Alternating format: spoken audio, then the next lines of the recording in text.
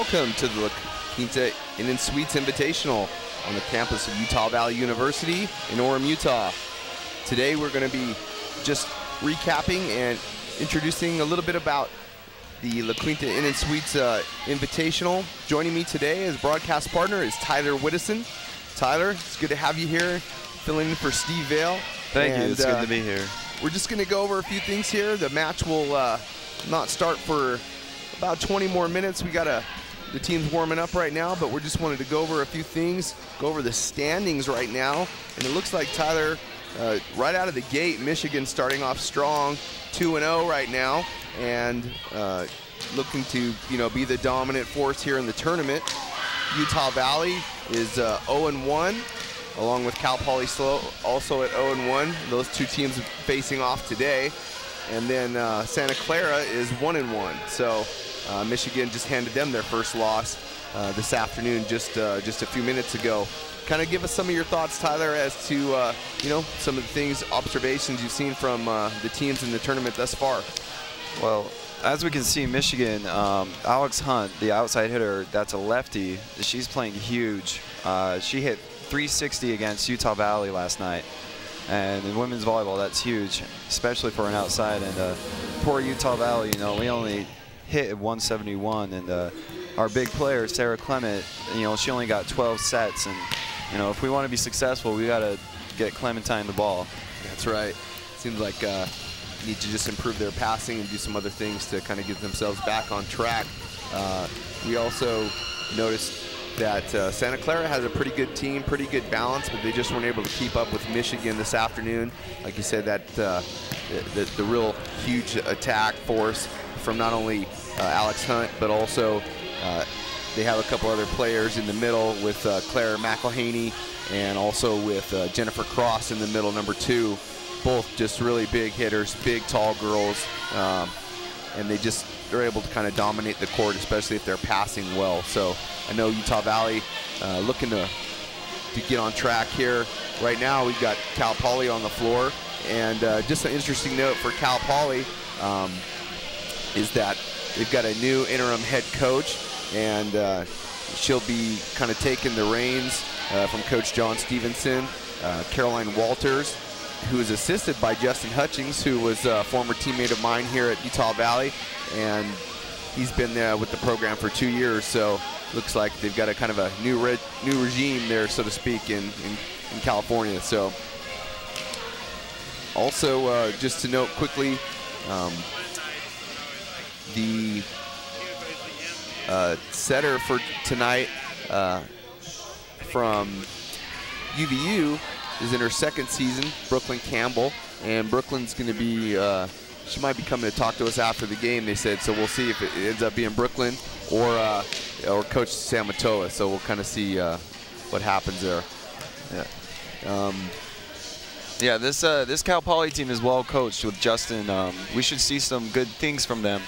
I think if Utah Valley can serve tough at them and force them to set the outside and keep it out of the middle, they're going to have some success. Some other goings on in the volleyball world here in Utah Valley. BYU just before the start of the season changing their head coach for the women's team. Sean Olmstead is now the new interim head coach there. So Shay Goulding, who was the coach, I guess she decided to leave the program. Not quite sure why. I don't have any details on that, but another kind of a shake-up change in the coaching world in Division I volleyball. Looks like Utah Valley's getting ready to take the floor serving, and they're going to be using both ends here. That was another thing last night, was a big factor, I think, in the Michigan game, was that Michigan was able to really serve tough, a lot of jump serves, a lot of tough float serves, a lot of spots that they picked out on Utah Valley, and it seemed like we were in that struggle to stay in the points, so we had to kind of be a little more conservative and serve the ball, with not as much, oomph. Yeah, absolutely, and we can see that on the stats that Michigan had 19 aces to Utah Valley's, 5, and Steve talked about that a lot. Lexi Danmiller, the setter, she had 7 of those aces, which is huge. I mean, they're just getting free points left and right because our serve receive is not where we want it. hopefully we'll see a different Utah Valley team today with, you know, playing against Cal Poly. Right. 19 points on serve aces. That's like almost a whole game, basically, and that's really tough, especially in inside-out volleyball, which was a thing of the past, and now we have rally scoring volleyball. If you're giving up, you know, that many points, there's no way you're gonna win a match. You know, a game obviously is gonna be almost decided with 19 points, but it's really tough to give up that many. If you're giving up even, you know, a third of those for each game, with that gap in rally scoring, that's just way too hard to overcome. You know, 8 points almost per outing. So. Oh yeah, absolutely. And as we saw yesterday, you know, all points in rally matter. Yesterday, Utah Valley was leading Michigan, 25-24 was it, and Michigan was able to come back and win 27-25. So they had two great stints at timeouts where Utah Valley was tied up with Michigan. They took the timeout, came back, got 2 quick points, and then kind of got tied up again. They took a timeout, 2 quick points. It looked like they were going to close out the match, and then all of a sudden, Michigan just flipped the switch again. Boom, boom, boom. Scored like 4 straight points and finished the match out. It was it's kind of tough to watch that at the end there, but you know they are a good team, and we've watched them today again. And really, they look unstoppable. It's sad to say, you know, that our own Wolverines aren't the dominant team here, but Michigan really taking control. Yeah, so. they're playing huge, and like I said earlier, serve receiving rally scoring is absolutely critical. Looks like we're going to get a highlight here just to kind of go through. Right here, we're at 20 and 19 in the third. This is kind of the start where Utah Valley takes control. Then they get knotted up, and this is where Michigan. This is where I thought on the back row attack last night, where Alex Hunt, I swear she was over the 10-foot line both times in these exchanges, and then there you see that was just the dagger where they just about close it out, and then boom, they close it out on the right side with the number 14, Claire McElhaney. She was pretty clutch for them as well. So it's we're hoping to see some improvement to there. I talked to Coach Sam Matoa just a few minutes ago before we started our broadcast, and he said, you know, today's a new day, and we're going to forget all about yesterday, and we're just, you know, looking to do something different here today. So anyway, folks, we'll be taking just an extended break here for a few minutes, and we'll be right back with some more insights and pregame before we start our official pregame match for today. So folks, hang on, we'll be right back.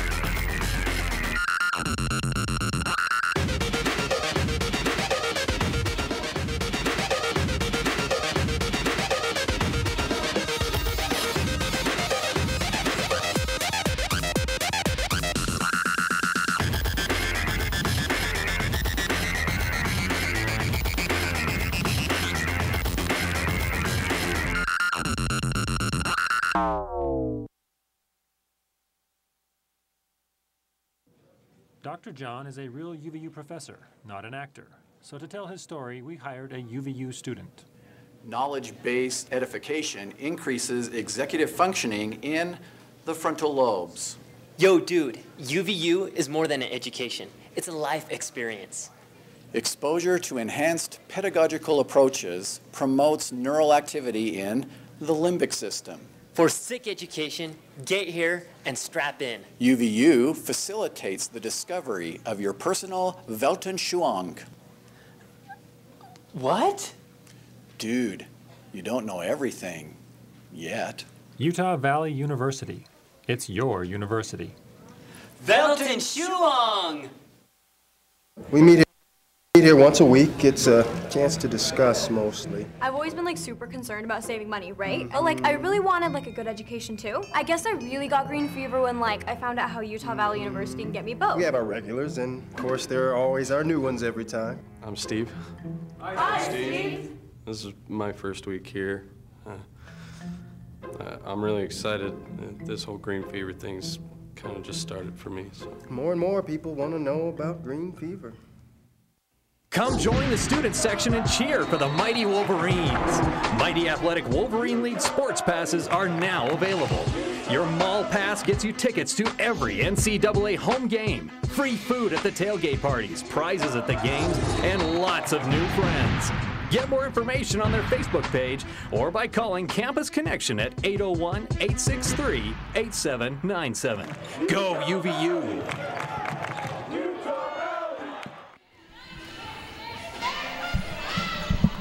I mean, I go to a game or two, but it's mainly for social reasons, you know? But now things are different. And how has green fever affected your school spirit? Are you kidding me?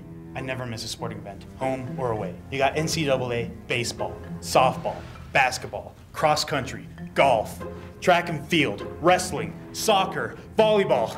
I'm keeping stats. I'm memorizing stats. I'm memorizing numbers. I'm dreaming about numbers. I'm dreaming about Wolverines. I just bought a pet Wolverine. It tore my dad's favorite chair. It was wicked awesome. And how does that make you feel? Oh, yeah, I guess it's pretty cool. Me? No, I don't play sports. I wouldn't want to make the athletes envious. I don't mess around, man. Folks, welcome back to our live broadcast at the Shurian Family Activity Center. We're just getting warmed up for our match of Utah Valley University Wolverines versus Cal Poly Slow. And today we've got a few things to talk about. We talked about already in the pre-game about last night's recap and just how Michigan was kind of the dominant force in the match last night. Utah Valley had a chance in the third set, wasn't able to quite put it away, and so, you know, obviously went down 0-3 to the Michigan Wolverines. Not something we were looking for. And then again, joining me today, folks, just a reminder, is Tyler Whittison. Tyler filling in for Steve Vale. And Tyler, we're going to talk a little bit about some of the big players here for Utah Valley. Go ahead and tell us who the big gun right now for Utah Valley is, and if we can expect to see more from her tonight. Yeah, Sarah Clement. I think we should expect Sarah to get a lot more sets if we're passing well. As we can see, she was the defensive player of the week for the Great West Conference. Her blocking abilities are impeccable. She's improved a lot over the year, and she's a real threat at the net. Good to know. And as you mentioned, we talked about improved passing or want to improve passing. That's going to kind of lead us into our keys to the game tonight, or I should say this afternoon. So really the keys to the game as we look here for both teams. For Utah Valley, first of all, we want to shake off last night's loss. We always talk about in athletics, have a short memory span. You know, don't think about negative things. Don't dwell on negative things. Move on to the next positive thing, and that's what Utah Valley needs to do. Obviously, as you mentioned, they need to improve their passing. Talked with Coach Atoa last night, and that was the first key, the thing that he mentioned, improve passing. It's pretty obvious that if they do that, it'll lead to the last point there, which is play within their system. They want to be able to set the middle blockers like Sarah Clement, Erica Nish. Then that way it's going to open up the outside, let their attack be a little bit more balanced. They're going to have to stay at home blocking on the middles. That'll lead to a little bit more one-on-one situations. Tyler, go ahead and run us through the keys to the game for Cal Poly.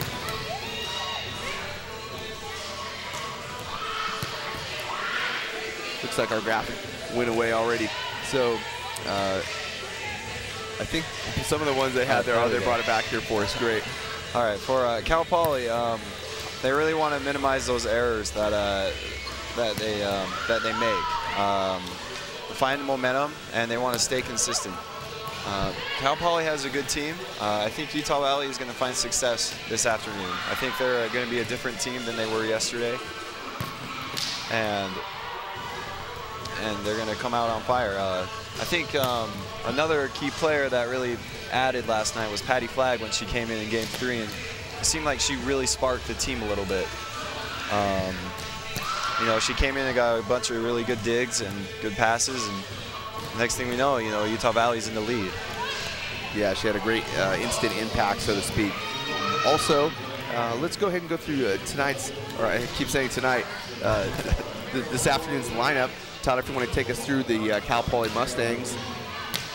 Yeah, absolutely. Number 4, Katie Smith, an outside hitter. She's a 6'2" senior. Number 5, Megan McCall. She's a 6'1" middle blocker. Jennifer Keddy, a 6'4" middle blocker. And Chelsea Hardin, a right side at 6 foot. Lauren Law as libero. And Christina Graven, outside hitter, is 6 foot tall.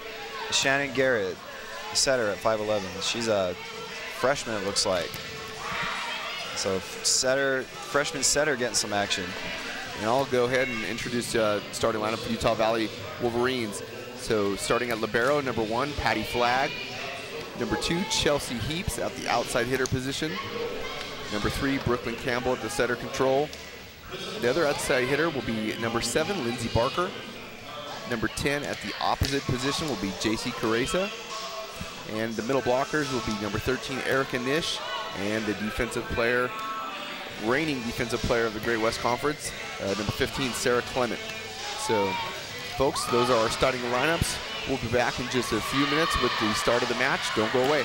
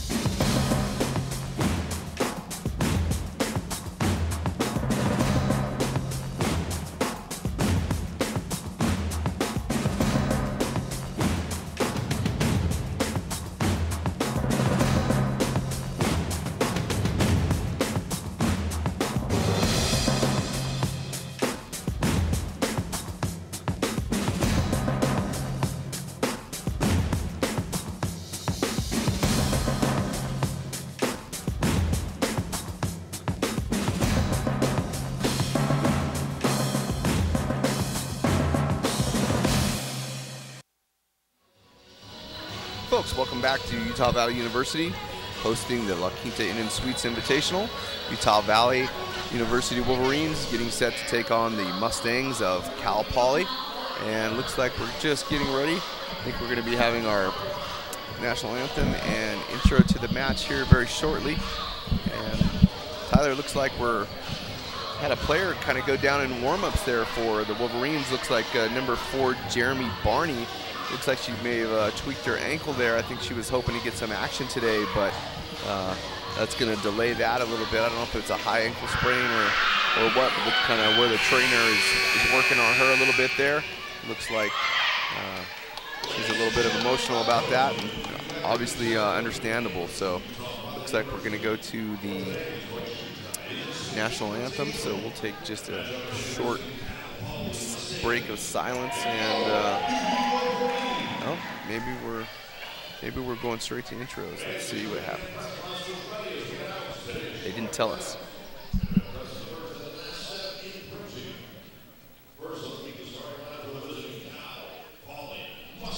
Looks like they are going with their with the lineups here. We'll see if they go with a national anthem. But you know, there were some things that I was noticing that Utah Valley University all-time against the teams that are here at the Invitational, they are 0-1 against all of those teams that they're playing against. So that Cal Poly Slow, Michigan, and Santa Clara, all three of those teams, Utah Valley is 0-1 against. So I think they had their chance to even it up against Michigan. They weren't able to do that, but I think they're looking to even up those losses to Cal Poly and Santa Clara at both. Yeah, no, I think they have a great opportunity to do that. As we can see, Patty Flagg is taking the reign with libero tonight, or excuse me, this afternoon. And, you know, maybe we'll see what she can do. I think the rumor was that Patty was late getting to the pregame yesterday, and so, you know, there's Coach Attila's pretty strict, has, you know, very low tolerance for any kind of, you know, lateness, tardiness, you know, understandably. And so she didn't get the start last night. McKenna did, and, you know, did a good job, but I think Patty's a little bit more used to playing in these matches. She got some time last year and did really well, and I think she'll definitely change that. One other note about Patty, she's engaged recently about in the last, I think, week and a half to Kai Hatch. So congratulations to Patty on that. Looks like a lot of the trend for the Utah Valley girls get married while they're here at Utah Valley. So yeah, we like Utah Valley. We like to ship them off early. Like a mini BYU, so to speak. I don't know. But looks like the girls are getting ready to start here, taking their place on court. They'll be checking the lineups and making sure everybody's in rotation before we start. And I think Patty's going to actually start on the floor tonight. I don't think we'll have a substitution. So, folks, just want to mention that our broadcast today is streaming live on the internet and is available on your mobile device, iPod, iPad, cell phone, smartphone. You can join us at uvu.edu/UVUTV. That's uvu.edu/UVUTV. You can join us and enjoy the broadcast and cheer on the Wolverines wherever you are. Checking the lineups, and we're about to be off here. Like our down official today is Les Callis. Checking those out, making sure everyone's happy, and it looks like Utah Valley's going to get the start. Number 2, Chelsea Heaps, is going to be back there to start.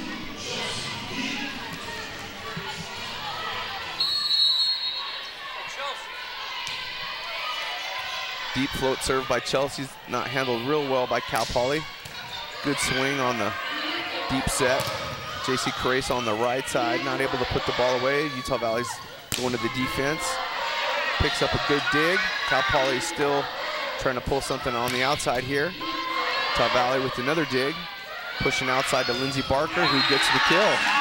Very nice. This is a great opening serve and a great opening rally for Utah Valley. Some great rallies and some good ball control. Important to note, Lindsey played pretty well last night, and it looks like she's not slowing up today. So Patty Flagg with the dig on the right side kill attempt by Cal Poly. Cal Poly with a little bit of trouble. They're going to have to play that one. Aggressive swing. Sarah going to get called for the lift is the actual call, but kind of more of a throw. So that set by Brookelyn just not quite really at the net.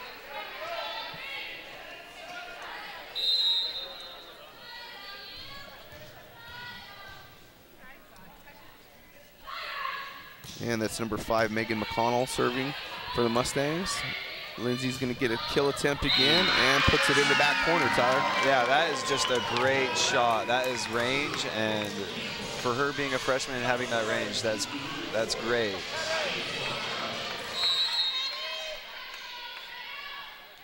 Just one note to clarify. Lindsey is a sophomore this year. Didn't get a lot of time last year, but is a sophomore. And it looks like Brooklyn Campbell, who also is a sophomore, is going to get the point with the dump to the soft middle of the Mustangs. And able to bring that one up. And Utah Valley looking to control the game up to an early 3-1 lead. Patty Flagg back to continue serving for Utah Valley. Yeah, Utah Valley is serving tough right now. The first couple serves have been tough. Let's see if they can continue it. Patty pushing them deep again, setting to the backside this time. They go over the top. Getting the kill is number 9, Chelsea Harden. She's a 6-foot junior out of Honolulu, Hawaii. You know, it seems like Lindsay is going too far on that block. She was doing that last night against Michigan as well. She's just getting too close to the antenna and not closing this. You know, it's the middle's responsibility to close that seam. She needs to leave that line and let Chelsea just dig it and force her towards more angle. Nice pass by Patty. And Erica reaches high for that one, gets a decent swing on it, but Cal Poly's going to be able to play this one. Brookelyn, and they're setting back to the right side. Jason Kuresa with a great swing on the right side. Mustangs not able to control the ball, and that's a kill for Utah Valley. Yeah, JC is also, you know, a high flyer for this Utah Valley team. It's pretty good when they can get her the ball and she can get nice swings like that, especially when the setter's taking first dig. You know, one thing I've noticed that they kind of go with this, what I call the 3 defensive position in the back. Now with the addition of number 9, McKenna Tate, who's not a libero tonight, but I don't know, I kind of like to see JC serve jump serve out of the back row and put some more pressure on, but Coach Atoa going with a little bit of a different strategy here with McKenna. Yeah, McKenna has a tough serve. Not so much on that one, but the first one was relatively tough, and that last shot by Lindsay was just, again, incredible. She has some good range. That last ball went off the block of Brooklyn Campbell into the antenna, and so the Mustangs will have that. Officials are going to fix that antenna real quick, and back to serve for the Mustangs is number 4, Katie Smith.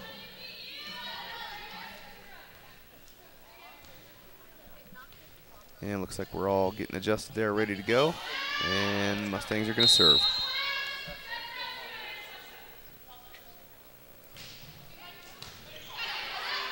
Brooklyn pushing back. This time Erica Nish over the top, kind of let the ball fade to the outside. Went over the top of the block, and I thought she had it in the back corner, but looks like it was just long. Oh, wow, that looked like it was in. I don't know what that line judge is looking at. But that pass was great. You know, that was one of the keys to this game. They were, again, a great pass. Utah Valley keeping the pressure on, and nice block form by Erica Nish and Lindsey Barker, forcing the Mustangs to hit that one out of bounds. And no, it looks like they said there was a touch, so Katie Smith's going to continue to serve back for the Mustangs. Yeah, a couple of unforced errors. You know, that's the name of the game in volleyball, is who can commit the least amount of errors. And Lindsey Barker putting that one away on the outside. Seems like she's still continuing to be steady. She'll be back to serve now for Utah Valley.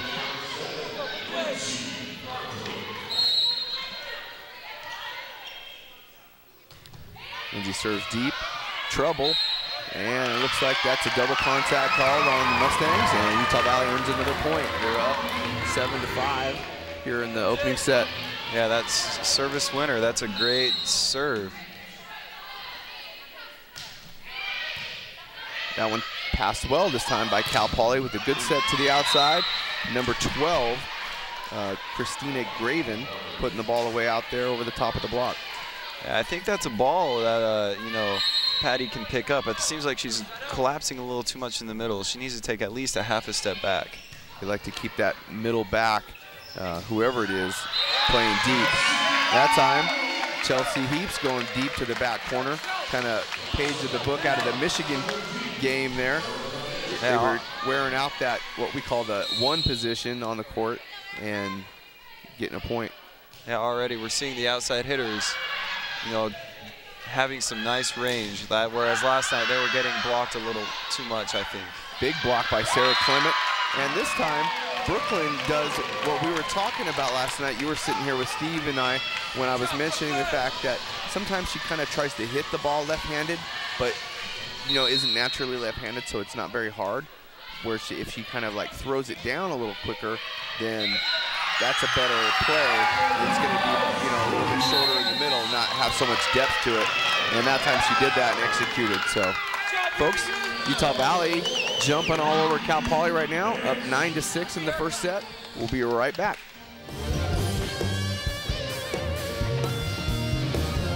Employment at UVU is to provide quality, professional, and meaningful work experience for students while supporting their overall success at Utah Valley University.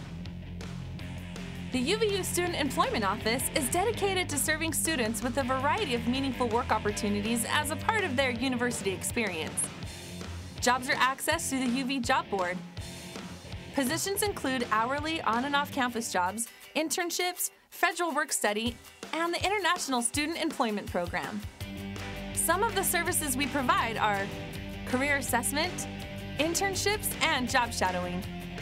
We also offer mentoring services in interviewing skills, cover letters, networking skills, and job searching skills. The Student Employment Office hosts on-campus graduate school fairs, recruiting fairs, and job fairs in the fall and spring.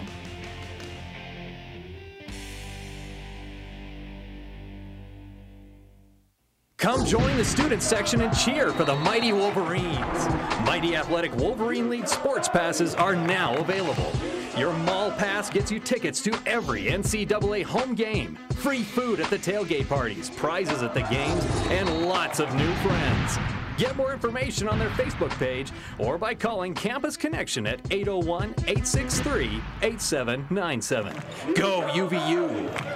Up 10-6 on Cal Poly Mustangs. And Tyler, as we're looking at the stat sheets coming back from the timeout, one thing that really kind of sticks out to me is the kills. Utah Valley with 8 versus it would be 5 now for Cal Poly. So it looks like the difference there on the attack, and I think that's kind of representative of the better improved passing. Yeah, absolutely. As we can see, you know, Brooklyn's able to distribute with these passes. Sarah Clement playing that one over quick and getting back in the blocking position. I thought that ball might have been hit wide, but it looks like it was called good.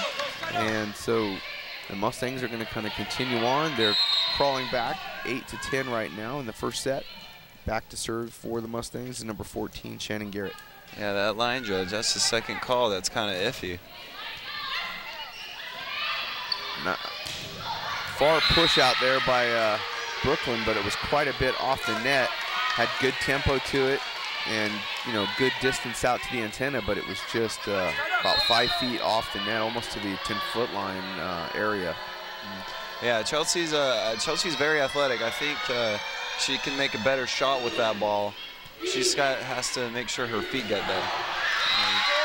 And Sarah Clement getting the work early on this one, putting that one in the corner, and looking to improve. JC Kuresa coming back into the match, and Brooklyn Campbell's going to be back to serve. So let's see if she goes with the jump floater. That was huge. Very nice swing, and that was a great turn by Sarah as well. Good pass by the Mustangs. They run the slide, but that's out deep in the corner, and Utah Valley's going to earn another point for a 12-9 lead in the first set. Brooklyn's going to continue to serve for us. Goes down the line this time. Nice pass by the Mustangs, but Sarah Clement all over the middle attack. Gets the block solo. So, yeah, that was huge. She saw the middle running towards her left, and she just jumped right in that seam and just housed her. Brooklyn's going to keep the pressure on, serving down the line again, and this time that's a service ace. Number 12, Christina Graven, not able to handle that tough jump floater. Utah Valley's off to a great start with this tough serving and this great passing. Keeping the pressure right on out there on Garrett. Oh, on Graven, sorry. That was a good shot. Who was that, number 12? I think that was number 4, I believe. Oh, no, I'm sorry, it was number 12, Christina Graven. Yeah, it looks like they play a little bit of beach volleyball out there in Cal Poly. JC pushing that one to the outside, getting back into blocking position. Oh. She gets the block on that one, but it goes out of bounds off of her right arm, so. No, they said that one was off the other player, so it looks like she went down.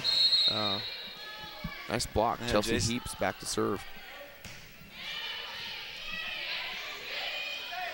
Pushing back to the right side. Wow, she spats that one. Missed all of that one, Tyler. Yeah, waffled that right out of bounds.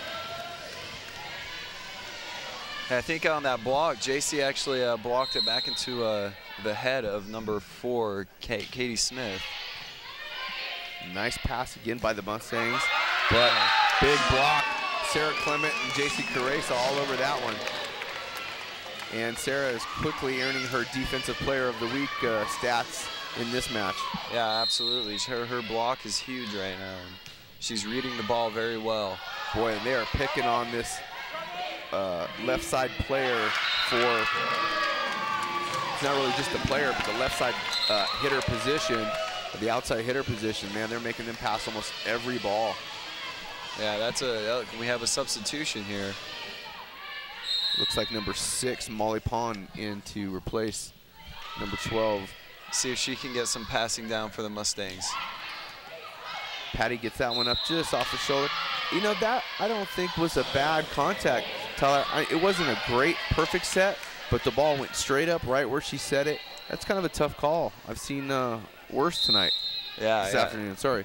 Yeah, yeah, it's all right. We're thinking it's in the night, but yeah, that was a tough call by the ref. I don't know what he was thinking about that. Lindsay not able to better that ball, hits that one into the net. And Utah Valley looking to reset and continue their 18-12 lead in the first set here.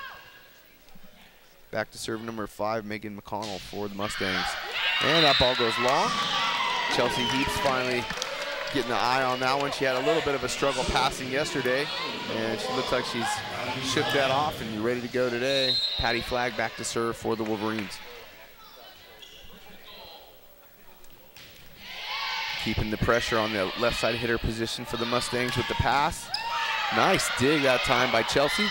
Oh, what a great up by Patty over the tube in the ceiling. Yeah, that tube, it looked like the ball almost hit it, and so she was stuttering, waiting for the ball to hit the tube, and the ball actually went over the tube, so she had to go chase it down. And Erica reaching for the block that time.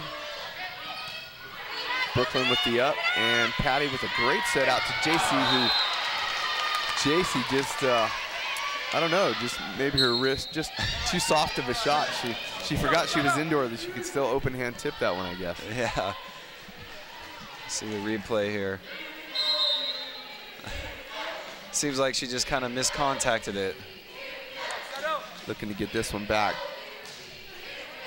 Nice pass by Chelsea that time, pushing it back to JC again, who doesn't tip this one. She takes a swing and gets a kill.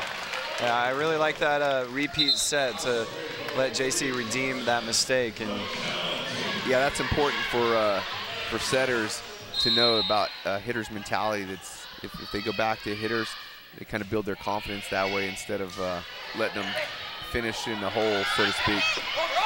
Wow, what a great up right in front of the desk here.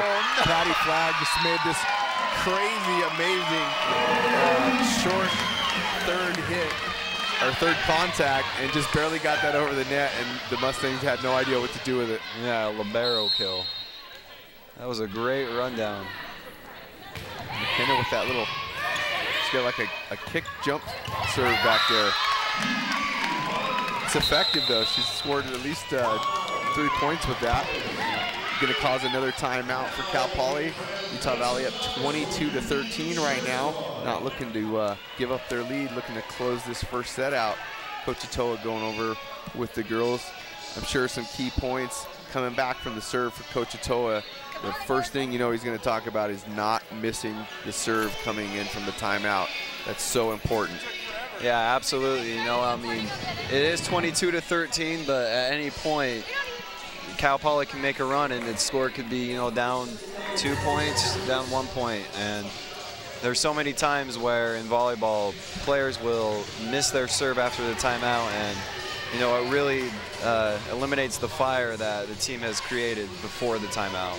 Yeah, it's tough to you know, the pressure's on you when you're the server. I think I always just try to think of just serving normal, you know, floater. I don't try to do anything fancy with it, not trying to hit any certain spot. Just get that first one in, kind of shake that, you know, lapse after the timeout and just get right back to it. So, seems. Also, to find out more about your UVU women's volleyball team, be sure to visit wolverinegreen.com, where you can find team stats, photos, and a complete season schedule. That's wolverinegreen.com.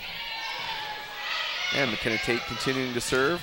And this time, Brooklyn Campbell with the solo block on the right side there, Tyler. Yeah, that was a great setup by her. Erica was a little late, but Brooklyn was able to adjust to that and, you know, put that left arm over. That substitution that Cal Poly made. You know, it looks like on the total blocks for Utah Valley, which is now 4 to only 1 of Cal Poly. So obviously very efficient in the blocking category this time for Utah Valley. And then also their kills are still pretty high, hitting well, 250 as a team, but abysmal for Cal Poly. They're only hitting .034. Yeah, Lindsay is doing pretty good right now, hitting 429. Well, Erica kind of hangs and bangs on that one. She kind of had to wait. That ball came just kind of really slow to her on that slide, which usually is a little bit quicker. And she had to kind of wait on it, put that over in the deep left corner, and was able to get the kill. Lindsay Barker back to serve for the Wolverines, looking to close this first set out.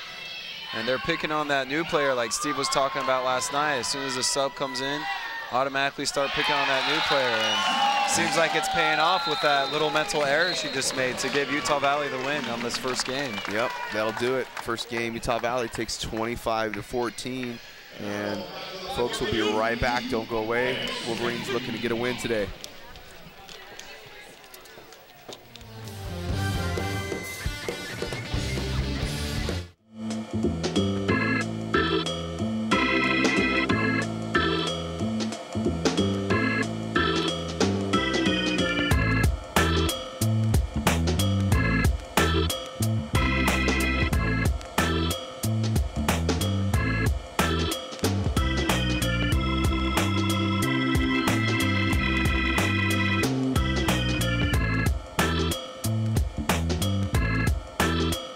Come join the student section and cheer for the Mighty Wolverines.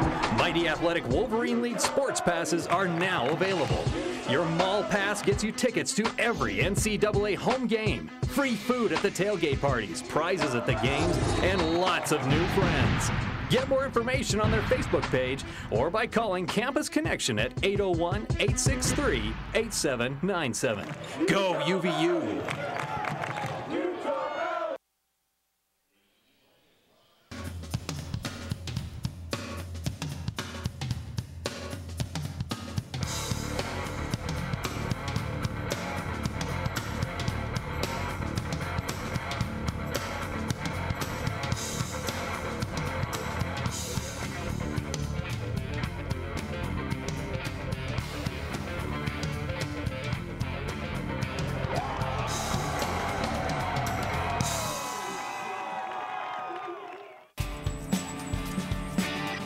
Bus pass, $5. UVU t-shirt so you can impress the ladies, $25. iPod Nano, $120. A degree from UVU so you can afford your own car someday. Priceless. For everything else, there's student loans. Folks, welcome back. While we're just waiting for the second set of the match to start, Utah Valley took the first one, 25-14, and we're looking to put the pressure on. Coach Otoa looked pretty happy with his squad there. And as we look at a few things here, Tyler, we look at some stats that stand out to me. First of all, Cal Poly hitting 0, so basically having no efficiency at all. That's killer for them. Utah Valley hitting 269. They would have been at about 500, but they had 5 errors. So I think if they clean that up, their hitting percentage is going to be way up. Yeah, and those errors, you know, they're balls that could probably be easily placed, but, you know, with the tough serving and the great passing Utah Valley's had, I think they're going to continue to have success. Looks like also Utah Valley almost 2-1 in the digs at 15 to the Mustangs 8. So, you know, I think we saw Patty Flagg get quite a few touches on the ball and bettering the chances of Utah Valley today, getting them to, you know, an extra attempt at the attack. So I think that's key as well. Yeah, absolutely. It looks like Cal Poly has taken out Molly, who subbed in for. I think she was subbed in for Christina Graven. And it looks like now they're going with number 1, Allison Lee, which is funny, which is actually the name of the sister of the assistant coach here at Utah Valley, Scott Lee. His sister's name is Allison Lee, but this is a different Allison Lee. It looks like she's a 6-foot freshman out of Torrance, California, looking to maybe improve the chances of the Mustangs and turn their game around here a little bit. Yeah, actually looks like she might be playing on the right side almost. Yeah, we'll see if she makes the transition after the serve. Looks like interesting lineup we have here with the Mustangs. A little bit of changes, a little bit of tinkering here. I think that could be fact due to the coaching change as well.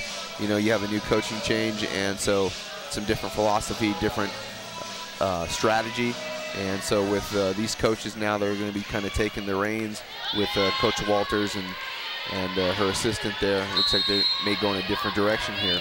Number 5, Megan McConnell, back to serve for the Mustangs. Yeah, and Justin, that assistant, will be a great addition for the Mustangs. His insight on volleyball is just great. He's a very smart fellow. Well, and the other thing too is he coached here for a couple seasons, and so he's familiar with kind of the system here and some of the players and the coaches. So he may be able to lend some insight today that could be key on a few points. Another tough serve. Utah Valley, Chelsea having a little bit of trouble. Not a bad pass, just a little too high and a little too tight that time for Brookelyn to be able to get that, which is saying something for a setter that's at 6 feet. So. Yeah, absolutely. And this Cal Poly team is coming out serving tough again. It's pretty tight. Wow. Lindsay's able to demolish that ball. Tight, little bit of a tight set, but she just drops her shoulder and just crushes that. There it is. Look at that nice arm swing, great form, and just crushes. And you got Allison Lee, who just came in and probably just not quite got her legs underneath her yet. Wasn't able to keep up with that set. Utah Valley pushing the Mustangs back again. And that's out of bounds. That's not going to convert Utah Valley now. Yeah, that's just a bad shot by Katie. I think she could probably put that in the court. That was not a terrible set.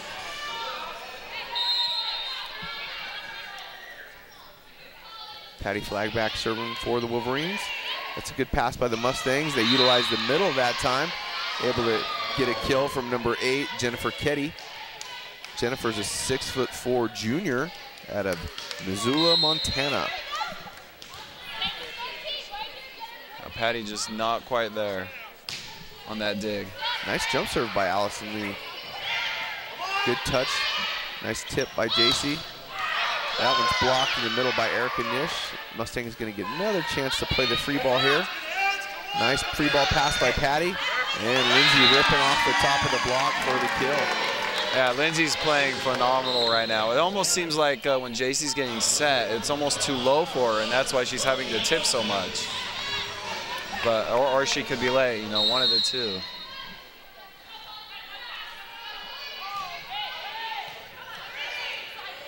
Cal Poly pushing to the outside that time. Number 4, Katie Smith going around the block and getting the kill.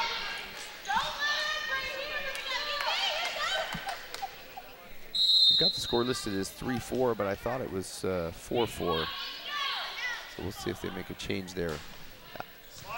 Katie Smith back serving, great pass, and a great swing on the right side for the slide kill. Erica Nish. Yeah, we could hear Justin over here on the Cal Poly bench for the coach at Cal Poly. He's just saying slide, slide, slide, and lo and behold, they go to the slide, and Erica gets a kill. Wow, that's another tough serve. Looks like Lindsay serving paying off. Get another point, and Utah Valley taking a 5-4 lead here in set number 2. Utah Valley has a pretty good blocking front now with Chelsea, Erica, and Brookelyn up there. We'll see if they can score some points. But you can't score points if you don't serve the ball in. That was a good, tough first serve, and she's trying to keep the pressure on him, but just floated it a little too far out. Serving for the Mustangs, number 11, Lauren Law. Nice pass by Patty on the middle, and that kill is going to be off the antenna. Chelsea just having that ball pushed a little bit far out by Brookelyn and not able to better that one. So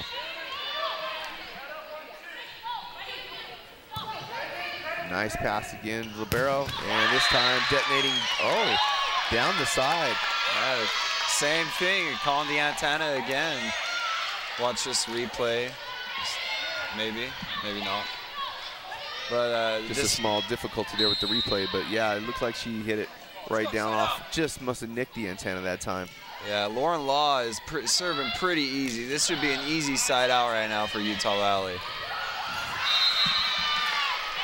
And kind of a change of pace right there for the setter, putting that one into the soft middle.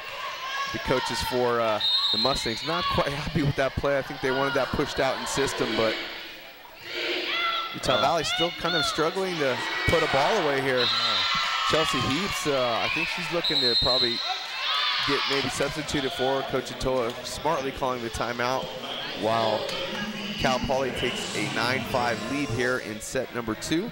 Folks, we're going to take a short break. We'll be right back. Don't go away.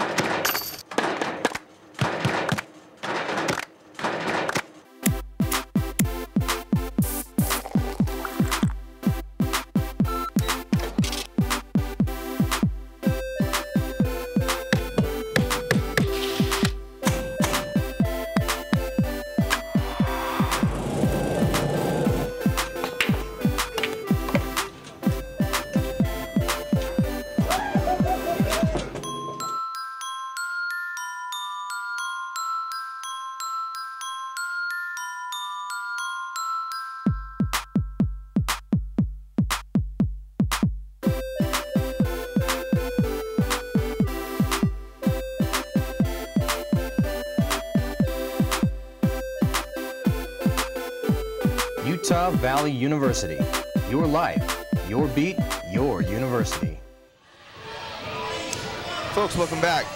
And just so you know that UVU Sports are now on Twitter. Folks, you can follow us at Wolverine Green to get the latest news and stats for Wolverine Athletics. That's at Wolverine Green on Twitter. And Erica Nish with the slide kill. It almost seems like, you know, why wouldn't you do that the very first time on that rotation? Instead, we kept going to Chelsea on the outside 2 or 3 times. Yeah, it seemed like she's just struggling a little bit with the attack today. We'll see. Not able to pull up that block or to get the ball back. So Cal Poly's going to score another point, and they're going to pull out a 10-6 lead here in set number 2. Utah Valley looking to get back into this.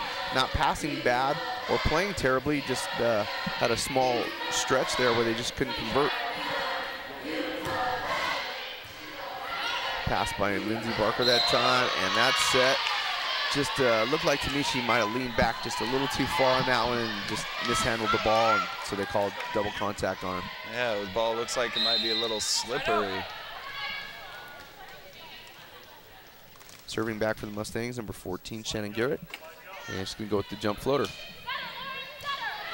Nice pass this time by McKenna Tate.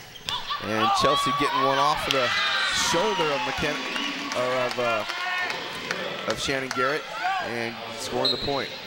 Yeah, Chelsea, Cal Poly played some really good defense on that play, made all the right moves, but Chelsea was just better and hit down that line. Mustangs in rotation 1, looking to benefit from having 3 hitters up at the net. They push it outside. Tavalla comes up with the block, looking to get one more chance at it, and this time she hits it off of J.C. Kuresa. That's number 12, Christina Graven, getting another shot back in the match here. As we can see, let's see what she does on this block. Oh, I think she was positioned right. It just kind of slid off her hand. Wow.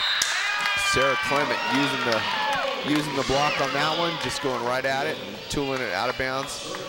back to serve for the Wolverines is going to be number 2, Chelsea Heaps. Let's see if Chelsea can make something happen from the service line. It's a decent pass by Cal Poly, and the setter comes up with a good one-handed set. That one's converted. Megan McConnell back to serve for the Mustangs. Let's see who she tries to go to this time. Picking on Chelsea Heaps again. No surprise there. Running a double quick with JC. I don't know if that's such a good idea. I think JC's a much more valuable player when she has a high set. You know, that's something, it's kind of a play that we would run, but we had actually a big opposite. And when you have a big opposite, I think that's more advantageous. JC not a small opposite, but not a big one either, so yeah, might be a little tougher. That time, number 9, Chelsea Harden, coming in with the kill. Mustangs looking to improve their lead. They're up 14-9 in the second set. And still keeping the pressure on Utah Valley at this point. Utah Valley looking to find an answer and kind of stop the bleeding. Yeah, Utah Valley is passing well right now, I think. They're not passing too bad. I think it's just their conversion. They're giving Cal Poly too many second chances, and they're able to continue to score. Yeah. That was a tough one. That pass, like for me as a guy, I think that's an okay pass. But sometimes some of the girls, even for Brookelyn, who is a tall setter and who usually gets a hold of that pretty well, just struggled with that one that time. Yeah, a little too high and too tight. That one would have been tough if that one would have dropped in the back line, but Allison Lee's serve just goes long. So looks like number 9, McKenna Tate, going to go back with the jump kick floater, I call it. Let's see if she can get some points for Utah Valley here.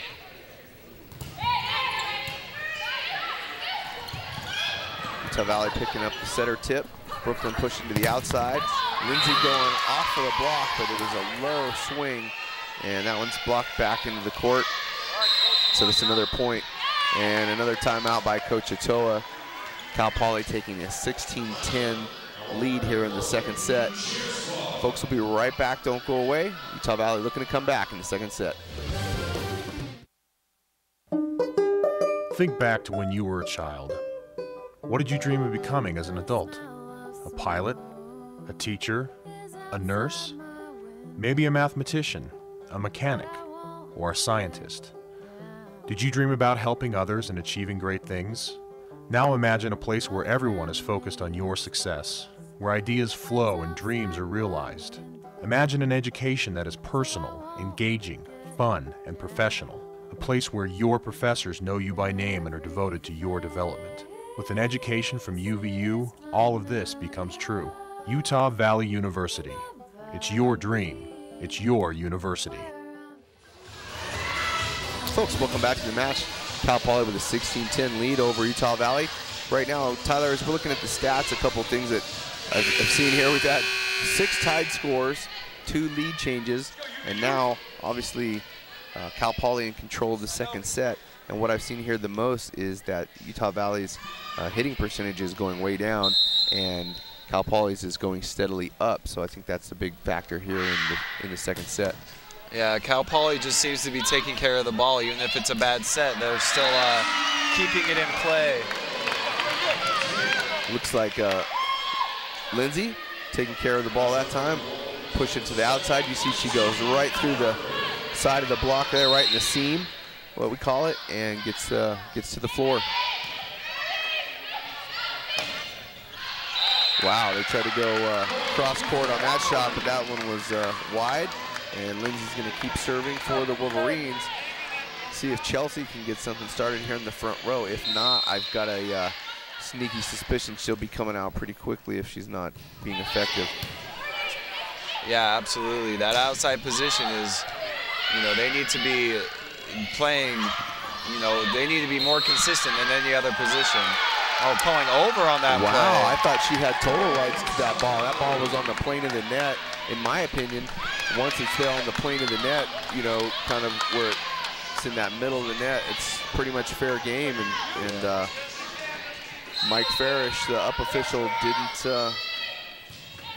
Didn't see it that way. Cal Poly not happy with that. Let's see if Utah Valley can convert off this. Oh, wow. Patty Flagg having to come all the way up past the 10-foot line to save that one. But, boy, just couldn't do it. Cal Poly getting the 17-13 lead. Utah Valley inching back, but still down 4. And if they're going to make a move, they need to make it right now. Brookelyn pushing to the right side. Erica Nish. You know, that one, Tyler, I really think Brooklyn's got to be careful there. If she's going to set that, she may want to almost try to jump set that, because when she's leaning so far back right like that, you're going to be able to read that really easily as the middle blocker. And she's kind of being pretty readable right now. Yeah, absolutely. She's definitely going with what she's comfortable with. Oh, just barely over. Rather than what she, what hitters are going to get her kills. And folks, I think Chelsea Heaps is back. That was a huge hit. Huge swing, as you can see right here. She just goes all the way out. Oh, we got it just after the kill. But man, she puts that one right around the block on the left side and just hammers that ball, forcing Cal Poly to take a timeout. Now they're only down by 2 points, and Utah Valley looking to catch fire and come back here in the second set. Yeah.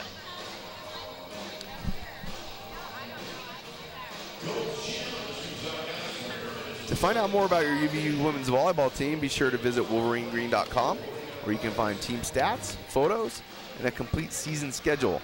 That's wolverinegreen.com. Yeah, and just like that, it's 15-17. Utah Valley was down 16-10, I believe. Yeah, 16-10, and now they've rallied back. Have allowed Cal Poly to only score 1 point to their 5. So let's see if Utah Valley can keep this up. They're on a nice run. Let's see what this timeout does for Cal Poly. Well, the one thing they don't want to do is miss serve for Utah Valley. Erica looking to put this one in. And if she can do that, I think Coach Toa is going to be pretty happy. They'll be able to keep that pressure on the Mustangs right now. So in this spot, I got to think that the setter is looking to do one of two things. She's either going to dump the ball or she's setting the outside.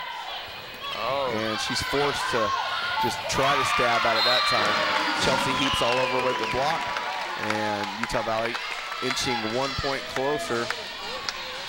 You know, it almost seemed like Utah Valley went down because we were playing not the tough mental Utah Valley volleyball that they normally play.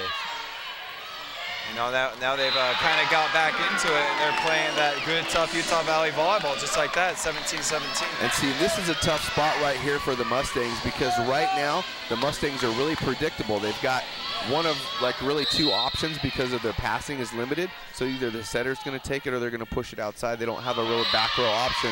Luckily that time Utah Valley missing the serve, and so they're not able to keep that pressure up. Otherwise they had a really great thing going there, and now they just kind of let Cal Poly off the hook, so to speak.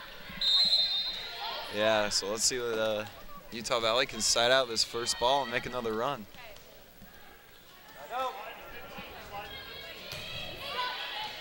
Nice pass that time by Lindsay, and nice set to the middle by Sarah. Not able to convert that, but we have a violation in the net. I think that one was Sarah. Yep, Sarah Clement in the net on that one, just pushing through a little too far. And Cal Poly taking a 2 point lead here in the second set, right at the right time. The setter, Shannon Garrett, back to serve for the Mustangs. Putting that deep floater to Lindsay Barker, who's probably not the right person to serve. But wow, what a huge block. Number 12, Christina Graven, the outside hitter on that one, huh? Yeah, Brookelyn was a little predictable. We have Justin over here with Cal Poly. He's telling his teammates or his players where's the setter most likely going to go. He's very adamant that they D up on that. And Sarah knew he was talking about her, and she tried to prove him wrong, but the set was a little low, and she just kind of got what we call trap set, and that's hard to do when you've got a decent block up there.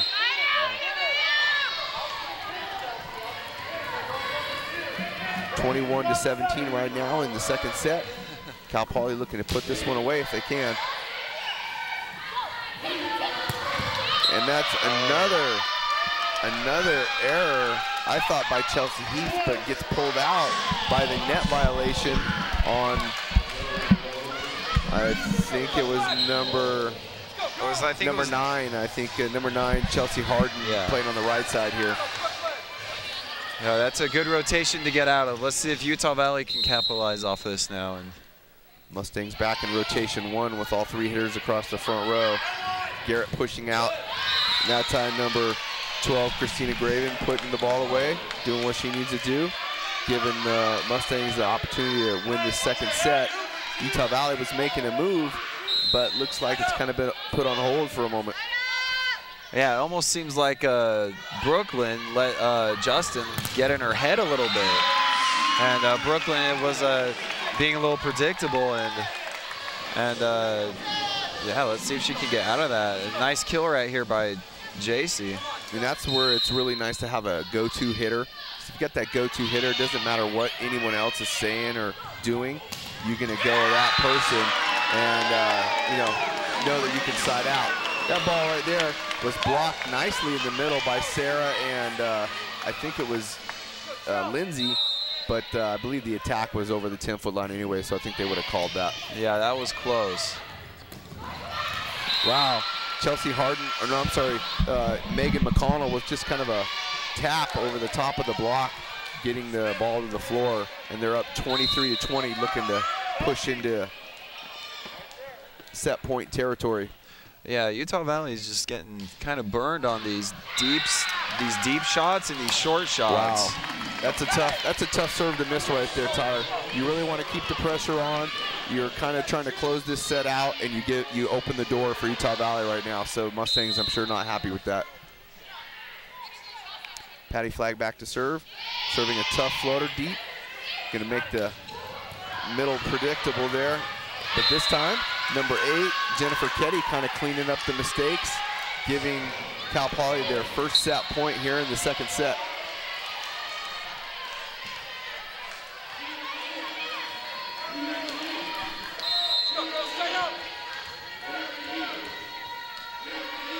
Allison Lee back to serve for the Mustangs, going to go with the jumper. And that one goes wide.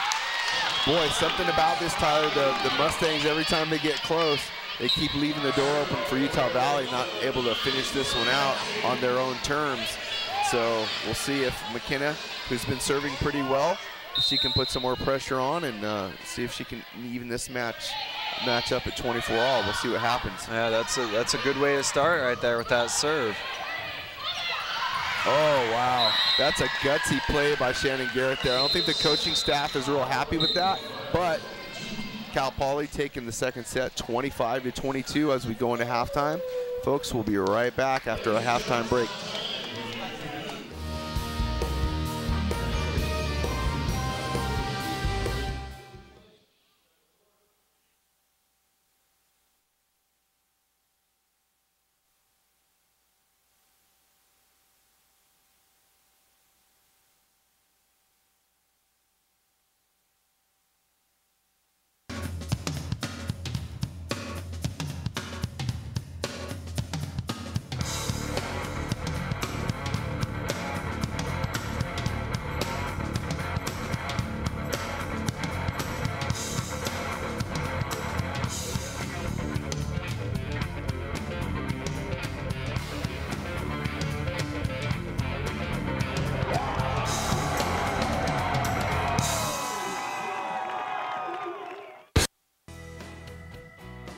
The Woodbury School of Business is a very large school of business and is growing rapidly. We have all kinds of programs. We have programs in accounting, in finance, economics, hospitality management, entrepreneurship, and other areas as well. The class sizes are really great. Having 30 students or less is great for students who are trying to interact with their professors and really learn the material. I had a marketing class that actually went out and we did marketing projects for nonprofit organizations. So we're not only helping our community, but we're also getting a really great education. I had the opportunity several months ago to help the Woodbury School of Business with their annual entrepreneurship conference. This experience provided me the opportunity to implement the skills in marketing I've learned while attending the Woodbury School of Business. One of the things that we are most proud of in this Woodbury School of Business is the recent addition of a master's degree program that we've waited so many years for. We are extremely proud to be able to offer this to our students and to other students around the Intermountain West and the world. The AACSB accreditation places the Woodbury School of Business in the top third of business schools in the United States, and higher than that worldwide. My advice to students considering the Woodbury School of Business at UVU is to just get involved. There are so many different clubs and organizations, and it's a really great way to meet other students that are interested in the things that you're interested in and to really make your college experience very well-rounded. My advice to future students would be, if you don't want to be another number in a classroom of 300, and you want to be a part of an environment that promotes engaged learning but also innovation and creativity, then the Woodbury School of Business is the place for you. UVU is the place to realize your dreams. And folks, welcome back to our broadcast where Utah Valley and Cal Poly Mustangs are knotted up one set apiece here as we're in the halftime show. And folks, if you look into the stands today, you might see the mall. And those students that are interested in supporting Wolverine athletics, you can become a member of the mall. Mall members enjoy free admission to all home sporting events, free food at tailgate parties, and discounts at many local businesses. Become a member at Campus Connection for only $15. Join the mall today. So Tyler, as we come back to the halftime show here, we're looking at some stats, and you and I were just kind of going over everything, talking about how even everything looked. But the one thing, you know, that Cal Poly's completely turned around from a 0 hitting percentage to now take the lead in the hitting percentage, and kind of that's where they're, you know, just edging Utah Valley out at this point. Yeah, absolutely. And Sarah Clemens is not doing nearly as well as I anticipated. That maybe because, like you were saying, the readable sets that Brookelyn has been putting up, or the good scouting by Cal Poly, you know, one of the two. But she is making it up with her blocking. So her blocking is pretty solid. Okay, well, yeah, like you say, the stats kind of showing the difference in the two teams here. And looks like we're going to take just a short break, and we'll be right back with the return of the match. Don't go away.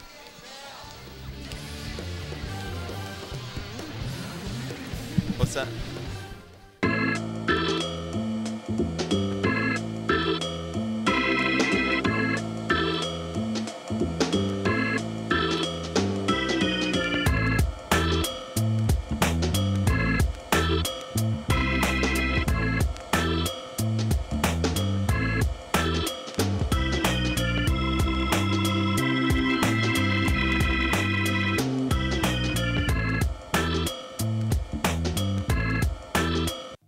As a healthcare leader, I rely on Utah Valley University graduates to help our company provide quality healthcare for the region. Many of the nurses graduating from UVU go on to work in our hospitals and clinics.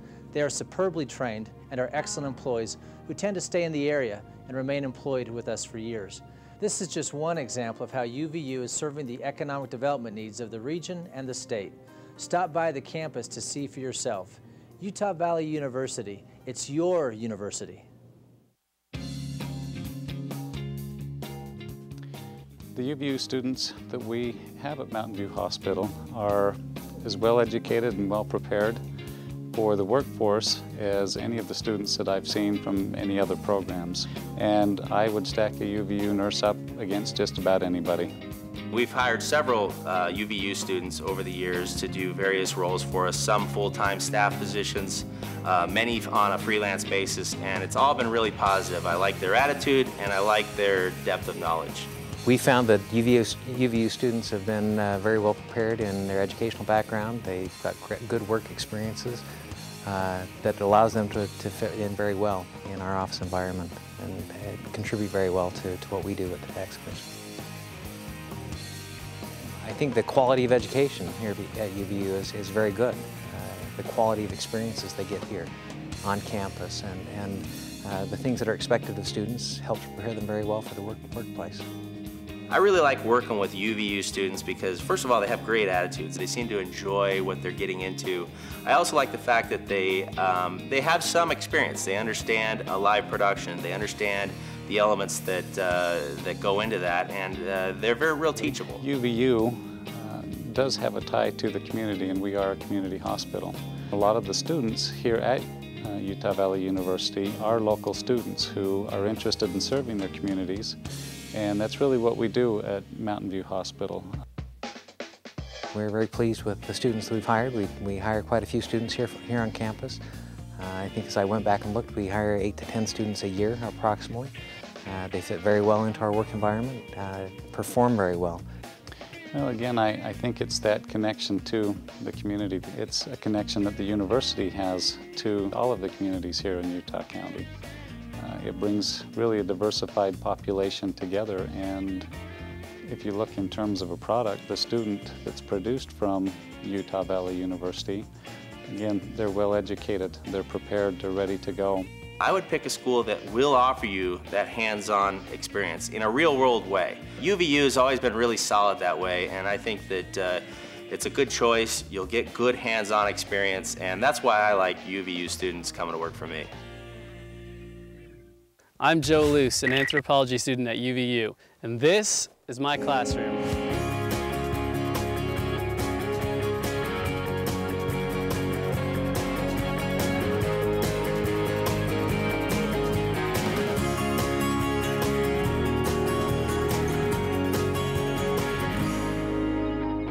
At UVU, I'm sharpening my mind and my skills.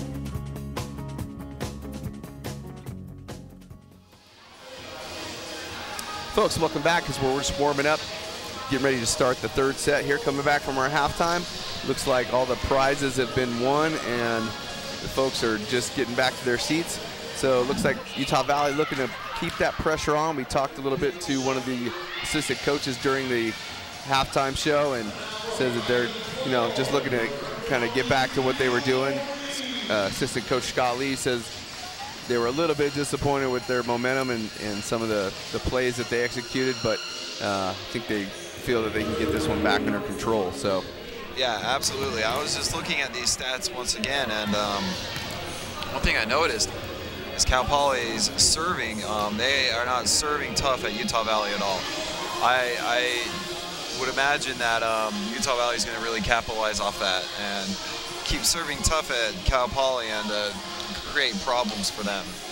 One thing you and I talked about before the match, just kind of as we were watching Michigan and Santa Clara, we talked about the difference in the women's game versus the men's, where they will, we'll take and we'll hand set balls back we'll hand set the balls back where the women don't really do that. I mean, I know they have typically a better platform, meaning that they can usually put their arms together closer, kind of from elbow to wrist.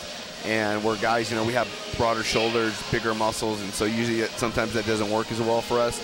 But I think they could really do that with some of these easy balls that they're getting served to them, and they just set those back.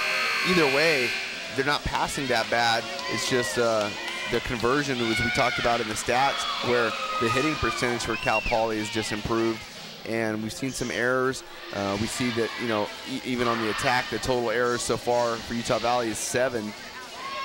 And they're just kind of, making those mistakes. They clean up those mistakes. They win that match by 4 points. So I think that's the difference there. Utah Valley not really getting beat by Cal Poly, maybe more beating themselves. Yeah, absolutely, Kevin. I think you're right. And Utah Valley has the same lineup and let's see if we can get this Utah Valley team back in Utah Valley volleyball mode.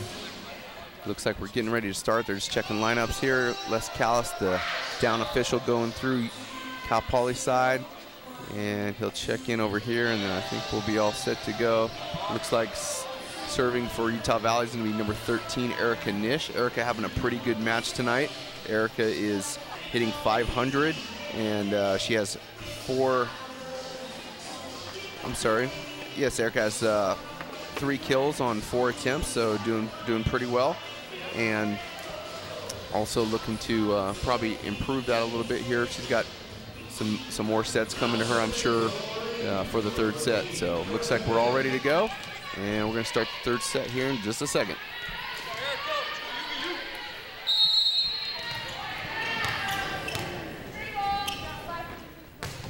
Nice float serve. Keeps that one in for the first one. Makes it tough on Cal Poly. I don't know if the setter just got, I think what happened there, she might have got jammed a little bit up at the net, and the right side here was right on the top of her, and she couldn't push that one out the way she wanted to. Got a little nervous. Yeah, just didn't quite make it to the middle like she had anticipated. Wow, that one was not quite a good pass. They're going to have to play this over more as a free ball. They go out the setter this time. And this time, wow, what a good reach by Lindsay Barker. Just wiping that one off of the block and doing a really good job of scoring the second point for Utah Valley in this third set after the break. Yeah, that was a great shot by Lindsay, very smart. Her range is impeccable, but every once in a while when she does something, you're like, Lindsay, really, you just did that? But I think she makes up for it with her smart shots. Wow, Utah Valley going back to what they did in the first set, which was they kept the pressure on the left side hitter in their passing rotation, and that's what they look like they're getting back to here now, making it tough. Nice pickup by Eric on the dig right there, and she's going to play this one over. Yeah, a little miscommunication right there between some Wolverines. Another tough ball. They tried to better that one. Number 12, Christina Graven, tried to put a little juice on it, but hits that one long. Erica's going to continue. Utah Valley's on a 4-0 run. I kind of think if they score one more point, we're going to be looking at a timeout from the Mustangs. Another bad pass. Erica serving well. That time was the libero with the errant pass. Brookelyn Campbell slipping up to take that first ball, but I think Brooklyn's got to know she's not taking that first ball if possible. Unless that ball is deep right side, Brookelyn wants nothing to do with that ball. Or at least it's a short tip, and I think that one right there she should have just let go, but Utah Valley was able to convert on the outside with Lindsay Barker getting another kill. Yeah. And Lindsay with the block that time, not able to put it away. They set out to JC on the right side, who gets the kill. And Utah Valley opening up a 7-0 run here to take the first set. I'm sorry, 6-0 run on the first set. Yeah, so that's an instant timeout by the coaching staff. Folks, we'll be right back. Utah Valley looking to take the third set, maybe throw up a bagel. Don't go away.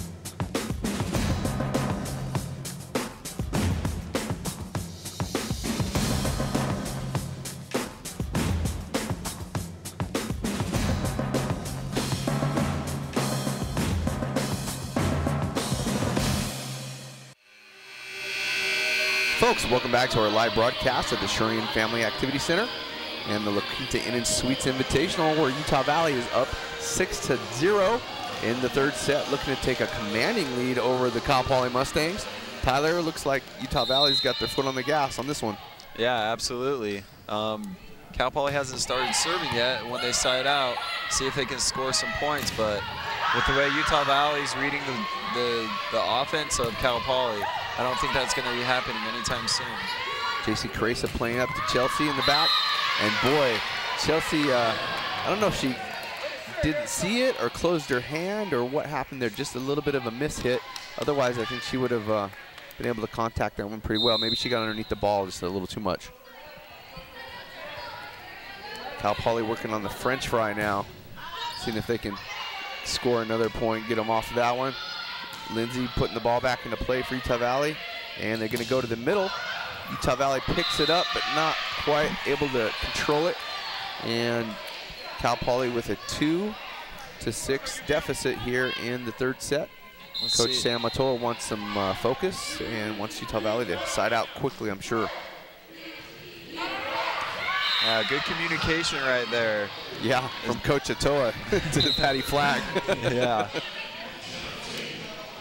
Tyler, you didn't have the opportunity to play for Sam, so when you hear that voice, you automatically just do whatever you hear. Wow, nice pickup that time by McKenna. Great pickup. Stabbing it back into the block, but Utah Valley not able to control that ball. Brooklyn not happy with themselves on that one, not being able to better the ball.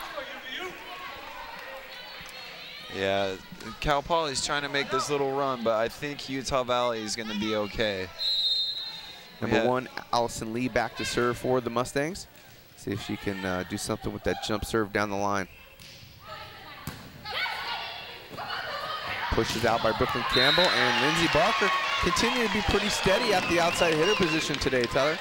Yeah, she's being super consistent right here. Oh, missed it, but sneak that one right past the block. Her range is, like I keep saying this whole day, this whole session, her range is pretty good. And right there, nice tough serve by her.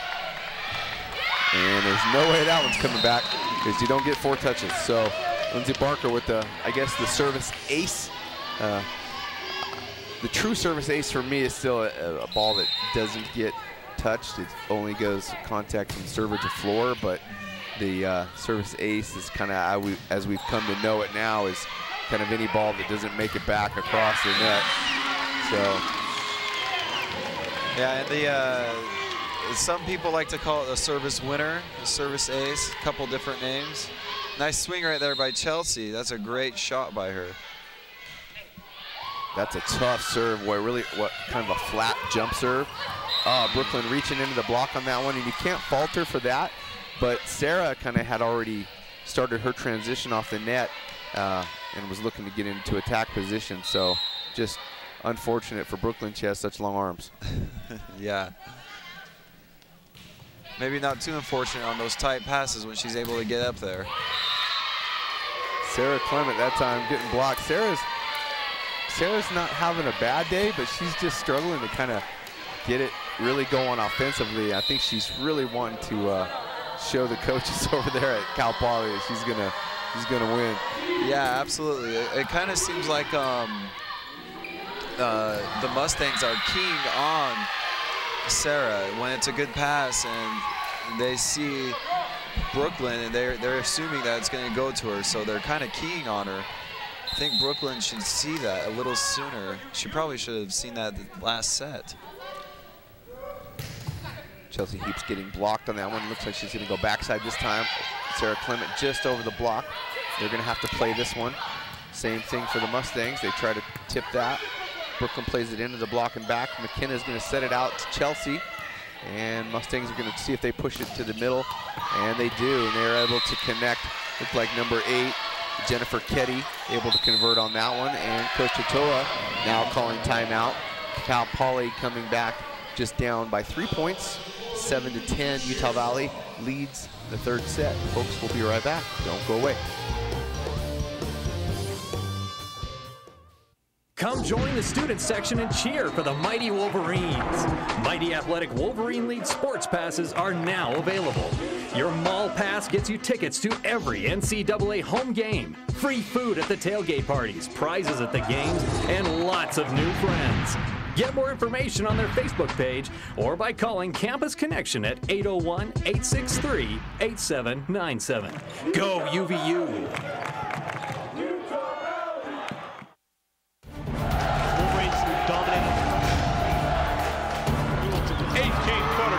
Inside the three-point line, and he knocks it down.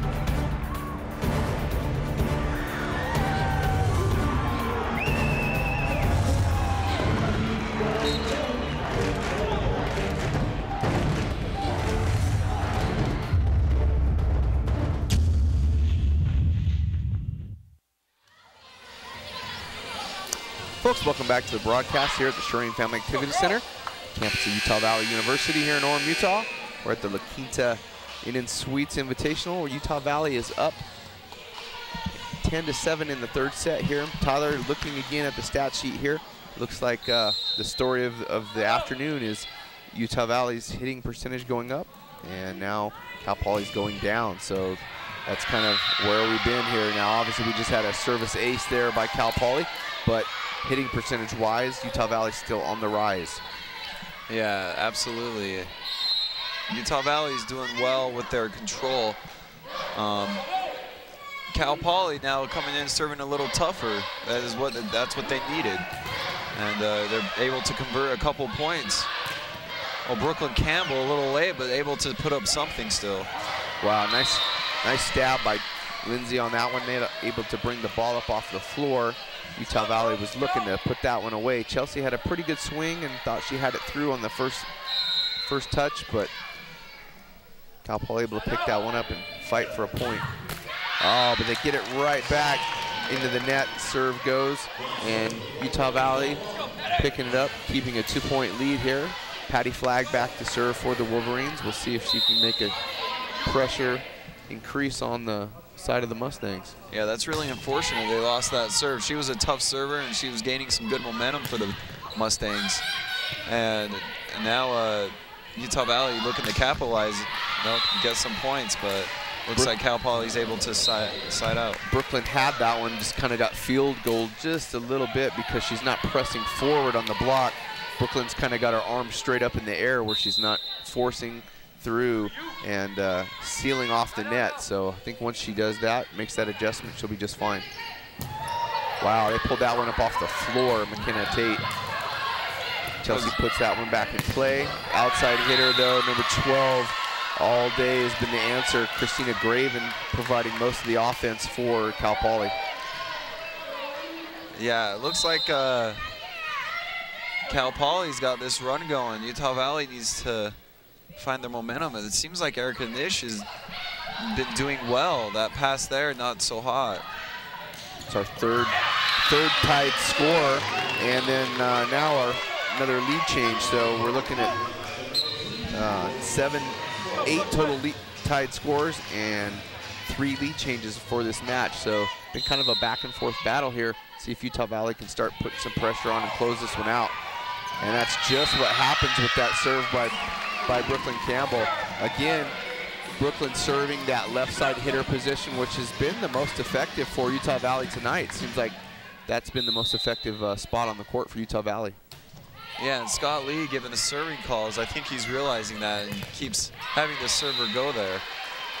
JC Kuresa just getting a hand on that one, but getting tooled on the line there, as we call it, and they're able to get the kill. Christina Graven again on the outside, pushing points for Cal Poly, keeping them in it, but Utah Valley with a 13-12 lead here in set number 3. Shannon Garrett back to serve, and the ball going out to Chelsea Heaps, trying to put it away on the right side this time. Nice dig by Brookelyn Campbell, and the set by Patty Flagg to Chelsea Heaps with the kill. Very nice, very nice. You know, in that rotation 1, the opposite is on the left-hand side, and the outside is on the right-hand side of the court. And a lot of the times, Utah Valley kind of gets fuddled in the middle when they're switching back and forth during the middle of the play. A lot of times, teams will just stay with an opposite staying on the left side and an outside staying on the right side, rather than switching and getting fuddled. Yeah, nice call there by VF official Mike Farish, calling the lift. That ball just kind of hung there, stuck is what we call it. And so Utah Valley benefiting from that. Got a 3-point lead here now into the 3rd set, trying to open up a gap. JC Kuresa, nice, taking the first ball. That way Brookelyn Campbell can set, but the set was just so far inside and Lindsay not able to do anything with it. That ball never cleared the net, and the up official and the down official both saw the same thing. Utah Valley with a 4-point lead now, Tyler, in set number 3. Yeah, they're starting to play that Utah Valley volleyball and serve tough. Let's see where Scotty has her serve this time. Nice, still keeping position in the left side hitter. What that does, it does 2 things, Tyler. When you serve that left side hitter, you're going to make them pass, but it also kind of takes them out of their hitting transition. It doesn't allow them to transition as smoothly especially with the short serve, as they would normally at the outside hitter position. Yeah, absolutely. And if they don't pass as well, then, you know, they're going to be in trouble as well, because then they have to hit after they pass. Erica was just a little bit late on that one. She gets there just a little bit early. She hit that one right over the top. Just barely out. Christina Graven back to serve for the Mustangs. She goes short. Patty Flagg and Chelsea jump up there to take that one. And that's JC's best shot. JC with the cross-court crank on the right side. That's her best shot. There it is. And earned some points. Nice, makes it right to the floor. That's where she wants it to go. Erica back to serve. And that one goes into the net. I had hopes that that one was gonna just dribble over for a hard point, and just came back. Utah Valley still 17-15 up in the third set here, looking to capitalize. Oh, and it's just what we wanted on the other side, but this time it happened to Utah Valley. So Utah Valley giving up a point on that one. That's almost impossible to bring back, isn't it, Tyler? Oh yeah, absolutely. When that ball trickles over and the setter's not in the right spot, almost nobody can get to it. That time JC making better on her soft tip, not putting that one onto her side of the net. She puts that one right into the right spot and gets a point. Able to control that ball a little better than the last time she decided to do that. McKenna Tate, nice tough jump serve. Making that hard, and Brooklyn Campbell, really, that's a great play, because sometimes as a setter you get caught off guard a little bit. You kind of, if they don't set that to the outside, sometimes you don't slide inside to help as much or as often as you should. She does a great job that time of doing that. Yeah, McKenna Tate continuing to serve tough. Yeah, I like to see the service areas that the assistant coaches for Utah Valley are calling out, making it tough, but that time, you know, just a good effort on the part of the Mustangs to get the ball to the outside and get a point. You know, with the way Patty Flagg has been playing, it kind of reminds me of an old Utah Valley player, Elise Wilson. Yeah. Kind of with her hair, and you know, you were saying that yesterday, and I didn't see it, but now I definitely am seeing it. They look very similar size-wise, and just the whole look. Elise now is coach over at Pleasant Grove. She got the head coaching job there this year, just kind of last minute right before their big tournament of the summer, got the job, and so she's like full.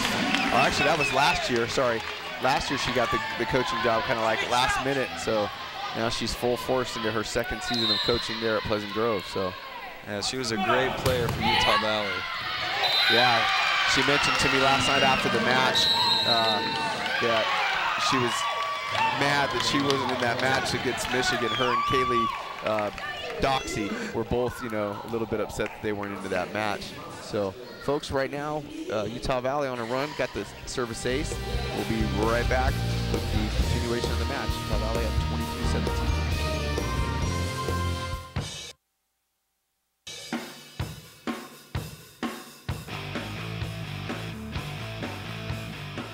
Situated just 45 minutes south of Salt Lake City, UVU is located at the foot of the scenic Wasatch Mountains in Orem, Utah.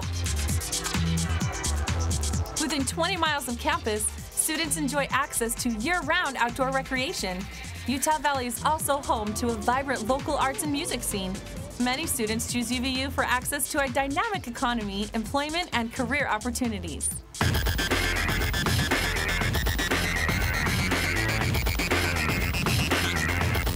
A head start on the process? Come get a feel for what university life is like. UVU Days are designed with you in mind. UVU Days are department-specific events held on Saturdays that will allow you to become a student for a day. These events are free and breakfast and lunch are served. It's a great opportunity to meet your future dean, professors, and advisors. Highlighted programs include business, science and health, education. And folks just joining us back, and we right back into a service ace there, Tyler. Looks like Utah Valley continuing to push points at the hands of Lindsey Barker back there. Lindsey doing really well here for this set. And as we look at the stats, kind of in between for the timeout, we see Utah Valley just steadily increasing the margin in all areas, I think, on the stat sheet. Yeah, Utah Valley starting to play good, tough Wolverine volleyball.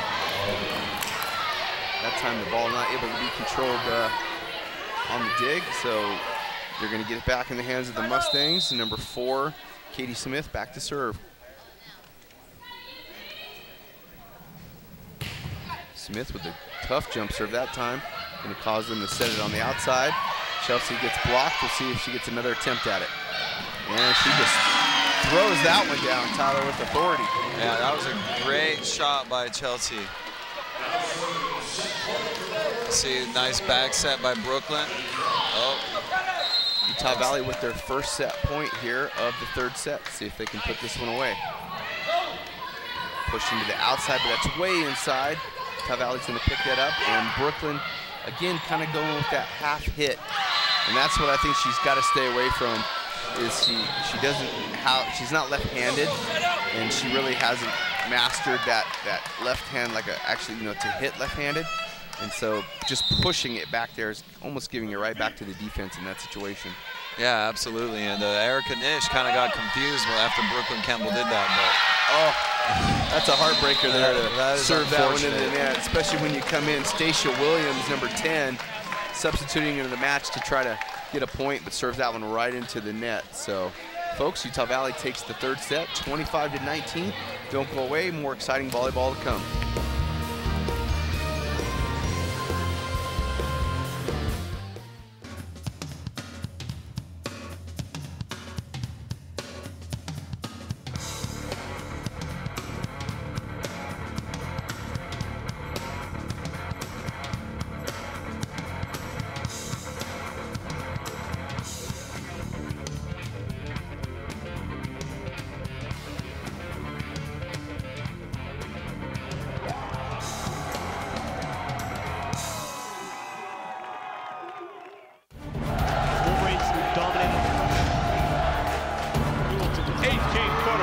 Inside the three-point line, and he knocks it down.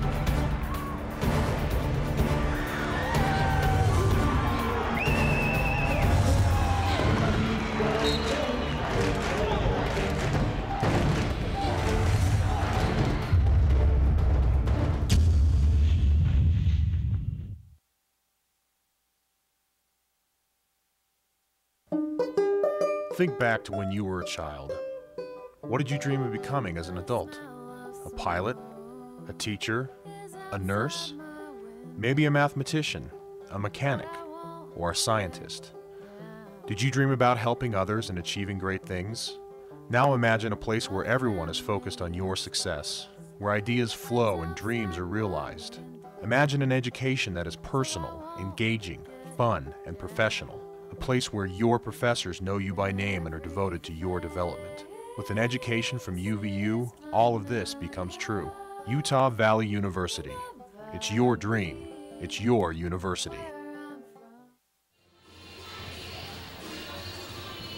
Folks, welcome back.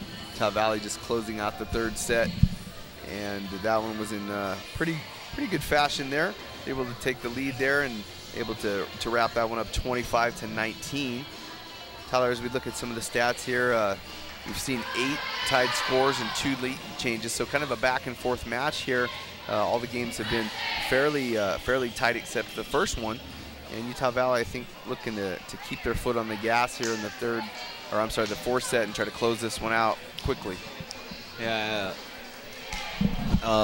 Utah Valley, Lindsay Barker and JC have kind of been leading the way for the Wolverines, Lindsay's been hitting 4.44 and JC's been hitting 3.85, and that's a tough number to beat.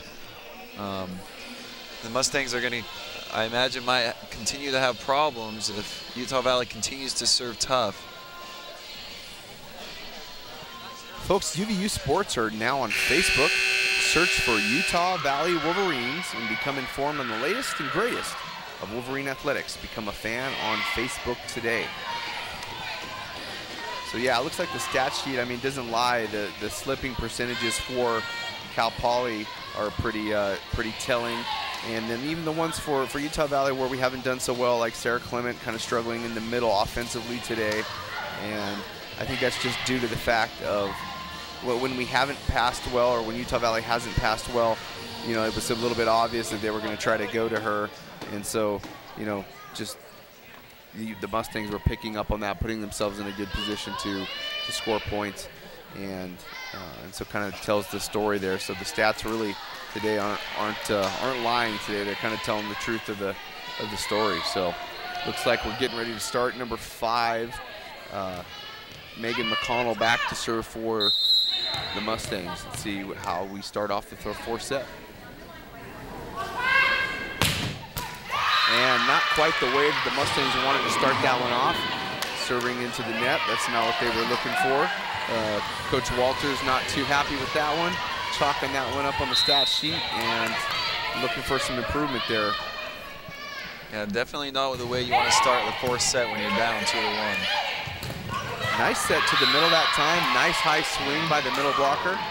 And number 8, Jennifer Ketty getting another kill. And Allison Lee back to serve for the Mustangs. She's had a nice jump serve going, but then she's kind of takes some off from the jump floater these last few attempts. Patty Flagg handles that one really nicely. And JC Kuresa going off the top, but the big middle blocker, Jennifer Ketty, able to kind of dominate at the net there, putting that one back in the left corner. Yeah, that was just that's a tall point right there. She was a little bit taller than everyone else and able to just hit it right back over. You can't teach tall. That's what they say anyway. Sarah Clement trying to control the middle of her own out there. Oh, you know, I think JC did get a little bit of that one. Just rolled off of her hand, just barely. And I think she was hoping it didn't, but Mike Farish had a good view of that one. Yeah, he was right there. I had a hard time seeing that. Nice reception by Patty. They push that one out to Lindsay. Lindsay just bounces that one off of the top of the net vinyl there. And nothing else she could really do with it, but, you know, not a bad play otherwise. Yeah, Patty, I mean, the last 3 serves have gone to Patty, and she's been passing well. It was a 3 each time. I think I'd be picking on Chelsea, which looks like that's what they decided to do that time. Yeah. And it kind of paid off for them. Yeah, it looks like this is a tough rotation for Utah Valley. Let's see if they can capitalize off this. The Mustangs doing well on their second attempt. That time, Sarah just putting that one over the top of the block, tried to go short front corner, and just missed it. Sarah's just struggling today, and I think had we not had Jeremy Barney go down, she might have been in this match already getting some time. I think probably more frustrating when you're injured and knowing that you would have got a chance to get into the match. It's probably pretty frustrating for her. Oh yeah, absolutely. You know, I think Utah Valley needs to change something. What they're doing right now is not working. No, Utah Valley down 6-1 in the fourth set, and Coach Atoa quickly calling a timeout. Looks like we want to regroup here and get the focus back and get this ship righted so they can close this out. Coach Atoa talking to the players. I'm sure he's just telling them, you know, the things that they need to do to improve. It's not anything that they're doing. They're not passing poorly or really playing poorly. It's just a conversion, and like it's been a story of the whole night, it's just that hitting percentage, Tyler. That attack percentage goes down when you have kill attempts, but you're not converting those. So that's where your percentage really takes a hit. Yeah, absolutely. And Cal Poly is playing good control volleyball, and Utah Valley is just not controlling the ball as well as the previous sets. So maybe after this timeout, we can work some Atoa magic. Utah Valley stepping back onto the court right now, looking to get back into it. Allison Lee looking like she's ready to serve another jump floater. Caroline Walters taking a big sigh breath there, hoping to push this one into a fifth set. So we'll see what happens.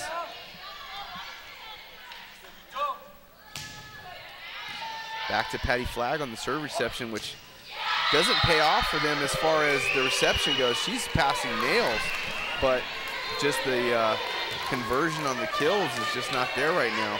Yeah, it's a little unfortunate. I mean, you got Sarah Clement, Lindsay, and JC all in the front row are having a hard time siding out. It's almost like That should be an automatic sign out almost every time with these hitting percentages.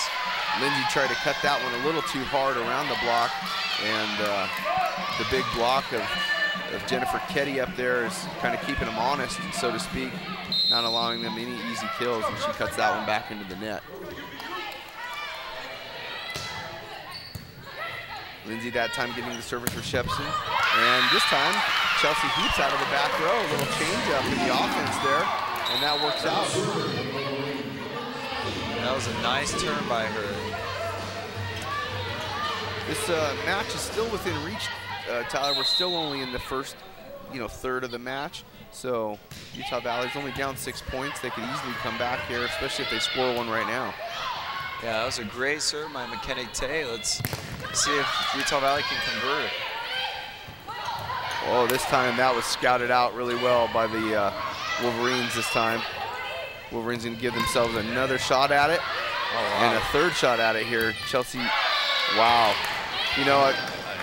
It seems like that's a tough play for Chelsea. I don't know if it's just too much time up in the air or too much rotation on the ball, top spin, what do you want to call it? She just doesn't do very well. Maybe, again, we talked about girls and the differences between guys and girls with the hand setting.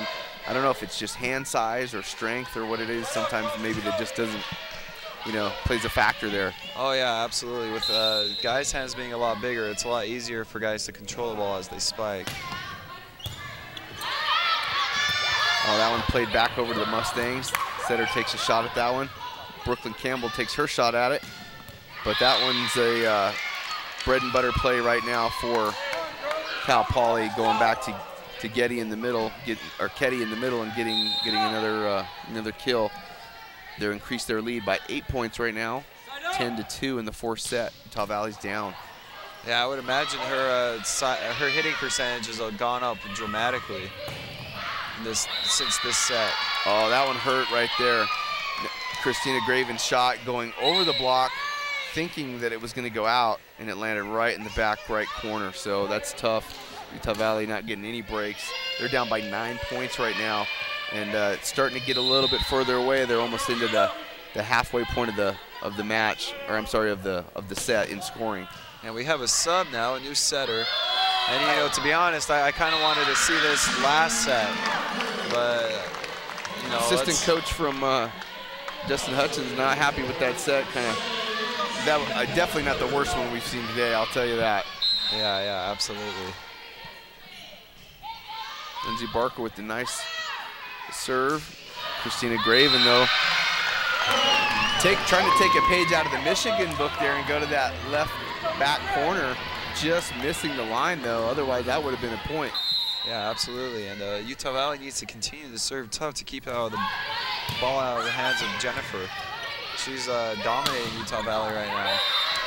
It's funny, the Mustangs are able to kind of clean up their bad passing here with a little bit better offense. They're swinging aggressively out of the back row or wherever they're at, just bettering the ball on the second attempt, even if their first pass is not too crisp.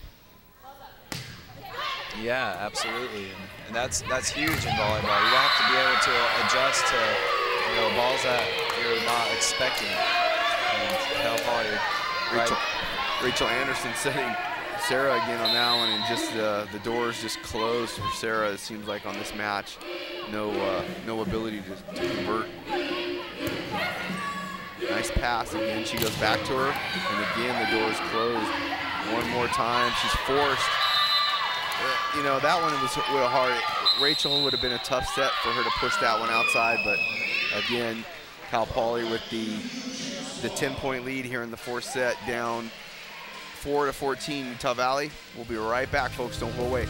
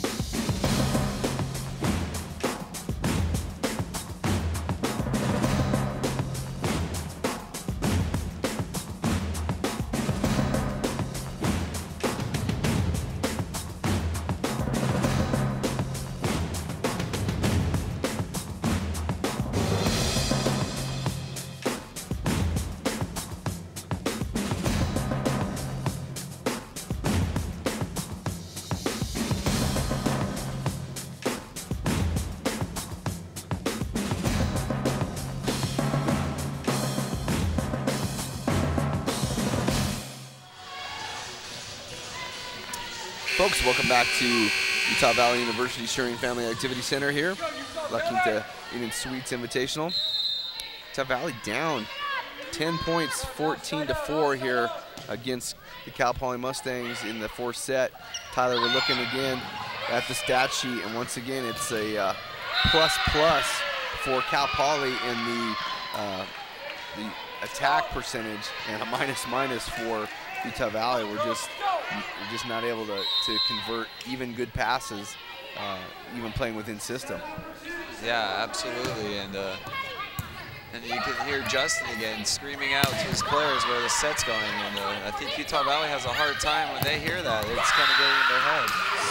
Yeah, I mean, sometimes, you know, you do that in volleyball. If you see here, the block is, they tried to get on it. That time they were able to push through, and Utah Valley was able to get that one. But, you know, we'll just see if they can continue to be predictable or if they can mix it up here enough to come back. And number 12, Christina Graven, continuing to provide pretty steady offense for the Mustangs, getting another kill. And the setter, Shannon Garrett, back to serve. See who Shannon Garrett goes to this time with the jump serve. Going down the line, trying to make it tough for her to transition. Chelsea Heaps has been, you know, kind of off and on struggling today with her hitting, and that time, you know, that's an okay set by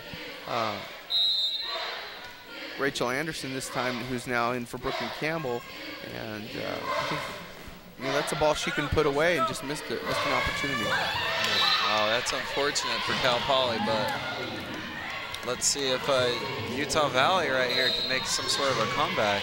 Wolverines will take that. Rachel Anderson back to serve, and JC Kuresa substitution back into the front row, seeing if they can make something happen here in this last third of the match, or this last third of this set, sorry. Nice free ball pass by Patty. Momentum, I think, is what carried Rachel into the net as a setter. Sometimes that'll happen to me as well, or what'll happen sometimes, I'll plant my foot all the way across the midline on a tight ball like that and just cause a violation, and they take that one before you even get a chance. Yeah, you don't want to get under the net. That it's really causes injury and problems. Also, yeah, if someone lands on you, middle blockers are susceptible to that. Craven back to serve for the Mustangs. Chelsea Heaps with a good pass. They go back to her on the right side. She cuts that one off. And Erica Nish, causing the net violation. I think it was number 1, Allison Lee, into the net on that time. She got hooked on that one. She took the bait. Yeah, it almost seems like every time any Cal Poly or Utah Valley has been on this side, it's been the winning side, basically. So we'll see what happens if we go to this 5th set. Which team will start on this side, and we'll I'm sorry, not local girl, but number 12, Kalani Norris from Panguitch, Utah in.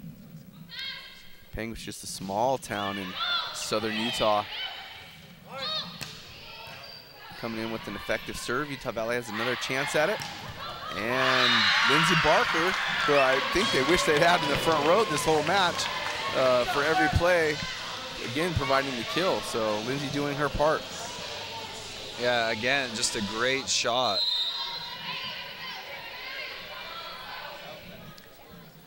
Coach Lee giving the serving instructions here, and Kalani Norris following them. See if that leads to a point, and it does. They manufactured that point. That's what we call a manufactured point, by serving a specific spot or area and putting the other team in a position to, you know, not be as effective.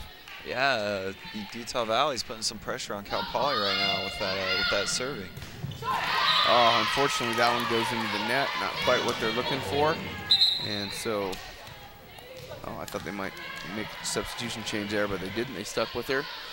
So should have some pretty solid passing here in the back row. Imagine on this ball, it's going to go outside. JC Kuresa putting that one right out to the back line. Mustangs aren't able to come up with it. Utah Valley scores another point, but they're still down 10-20 here in the fourth set, Tyler. It's not looking good for Utah Valley. Just probably too little, too late, even if they get something going here. Yeah, well, that's a start. You know, I've seen bigger comebacks, but as long as Utah Valley can get a tough serve in every time, I think they'll put some pressure on Cal Poly. It seems like Cal Poly is kind of relaxed a little bit. Pushing the backside to Allison Lee, who goes over the block, trying to get the tip. Doesn't work. Cal Poly's going to get another chance at it. Back to Lee again, who swings this time and gets the kill on the right side. That's Lee, she's been doing pretty nicely. Well, she's kind of been playing mostly for number 9, Chelsea Harden. Allison's kind of got the share of the time tonight after the rough start. Yeah, and Allison is one of their better servers as well, so this should be really good for Cal Poly.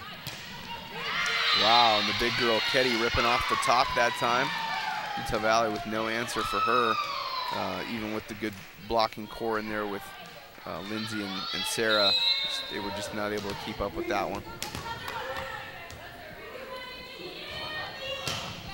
Allison Lee's nice pass by Utah Valley. Sarah's trying to punch it in, but couldn't do it. And once again, going off the top of the block is the Mustangs, number 4, Katie Smith. And they're into set territory here, Tyler. Only 2 more points, and they'll close this fourth set out, fourth set, game 5. Yeah, Cal Poly has been doing that all afternoon. They've just been going high fingers. And Utah Valley just hasn't had an answer for it yet. And it's been working for them. Cal Poly kind of stuck out of position here this time. That's kind of forcing them to try to feed the middle, but being out of position on the block there kind of led to 2 forced sets, I thought, and that time Utah Valley being able to score a point off of that. Yeah, that is a forced set for sure, and you know it's fun to try that as a player, you know, force it in the middle sometimes, but it gets a little too. Wow, that was huge. And I think she was surprised. boom goes the dynamite. Is that what they say? That time, wow. Ketty just she just annihilated that. Jennifer Ketty just bombing that one. Cal Poly looking to close this out with their first set point of the fourth set. And everybody's looking around at who's going to do it, and we'll see what happens. Allison Lee out of the back row gets a pretty good swing at it. Utah Valley picks it up though. Ketty tries, she's denied. Push outside to Lindsay Barker, and Ketty's caught in the net that time. No denying it. She just looked at the down official, Les Callis, and put her head down. Yeah. Well, Ketty was on the right side in the setter spot. They kind of forgot to switch after they ran that slide and kind of got fumbled. See, the important thing here for Cal Poly is to keep their momentum. Even though they're in a win position, they want to keep that momentum. They don't want to give any back to Utah Valley, which is what they just did there. They were able to close that out 25-13, which is the biggest gap I've seen, I think, in the tournament so far. Cal Poly takes the fourth set. Folks, we'll be back for a deciding fifth set.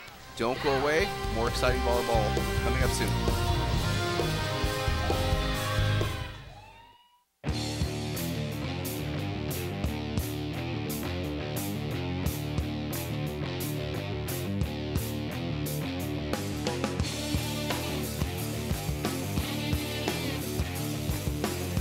I love everything about UVU. I really do. It's a fantastic place.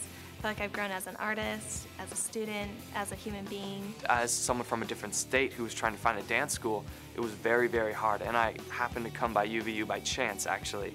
It's a great school. It teaches you history, rhythm, music, choreography, improv, dance. It even has a major in ballroom dance. When I think of UVU's School of the Arts program, I think of opportunity that I wouldn't get anywhere else outside of the classroom. I feel like I know my professors. I feel like they're interested in my learning process. The professors here have just been really, really personable, very, very willing to go out of their way to meet with me, to talk with me, offer advice, counsel, and just overall they just believe that what you're doing here matters.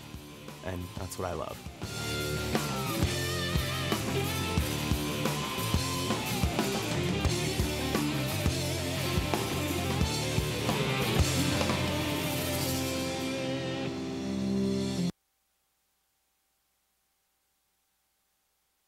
Come join the student section and cheer for the mighty Wolverines. Mighty Athletic Wolverine League sports passes are now available. Your mall pass gets you tickets to every NCAA home game, free food at the tailgate parties, prizes at the games, and lots of new friends. Get more information on their Facebook page or by calling Campus Connection at 801-863-8797. Go UVU!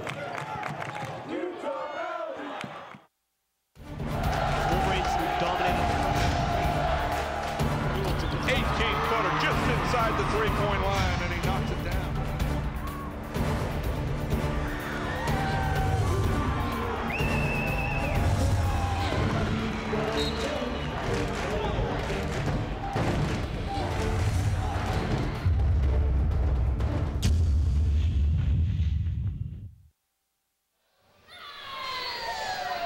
Folks, welcome back to Utah Valley Stream Activity Center here, and we're looking at the fifth and deciding set here tonight, or this afternoon.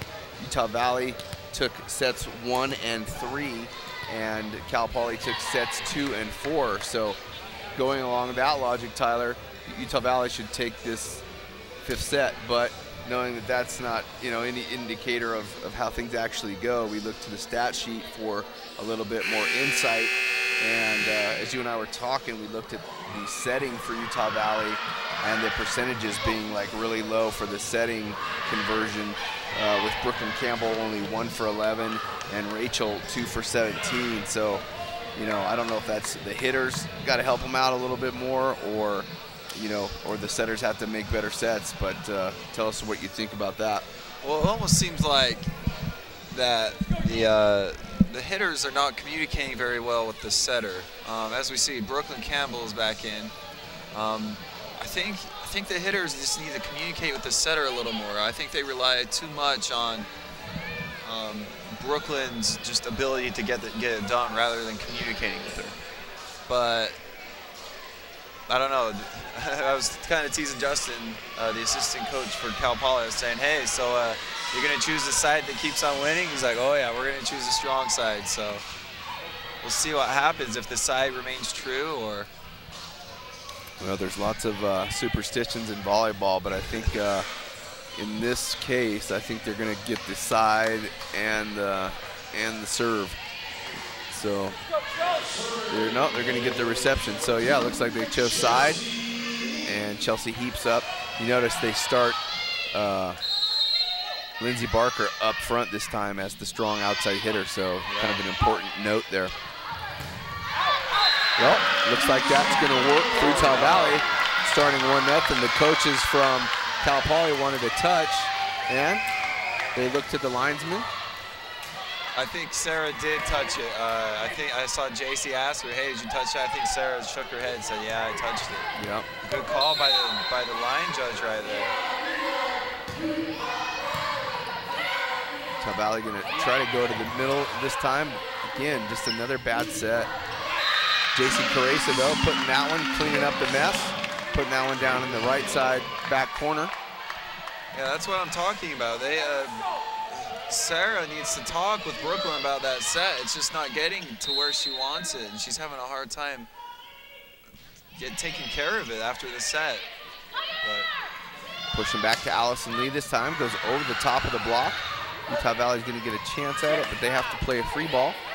And looks like they're going to put it right in the middle on that 31 set to Jennifer Ketty, who's continuing and actually improving in her, not just her hitting percentage, but her hitting power is kind of going up. Seems like she's swinging harder and faster, getting to the ball a little quicker. Yeah, in that 4th set, she got 15 sets, and you know, I think that's a good idea. She's distributing and doing well for Cal Poly. Erica Nish doing a good job. Erica's been a pretty steady player tonight, but hasn't been getting a lot of attempts tonight. Especially it seemed like in that 4th set, she's totally just disappeared because of the lack of either ball control or distribution from the setters. So Cal Poly, a little bit of a trouble putting that deep back to the right side. They can't convert, but it looks like Erica Nish able to convert there in the middle for the Wolverines.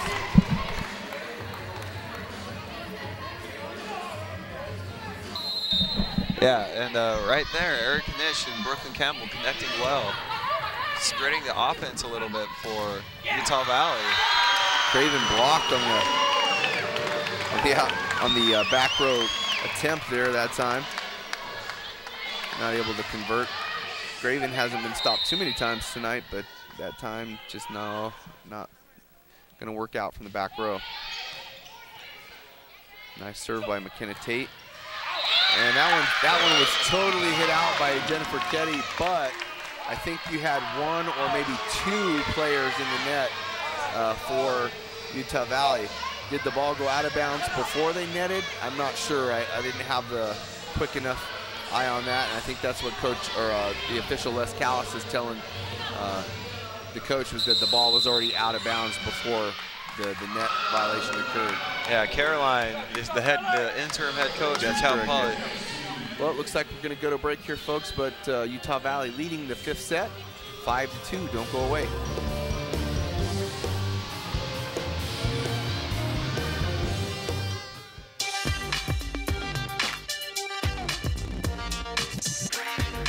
The Sorensen Student Center, named after one of UVU's most influential founders, Wilson W. Sorensen, is at the heart of campus.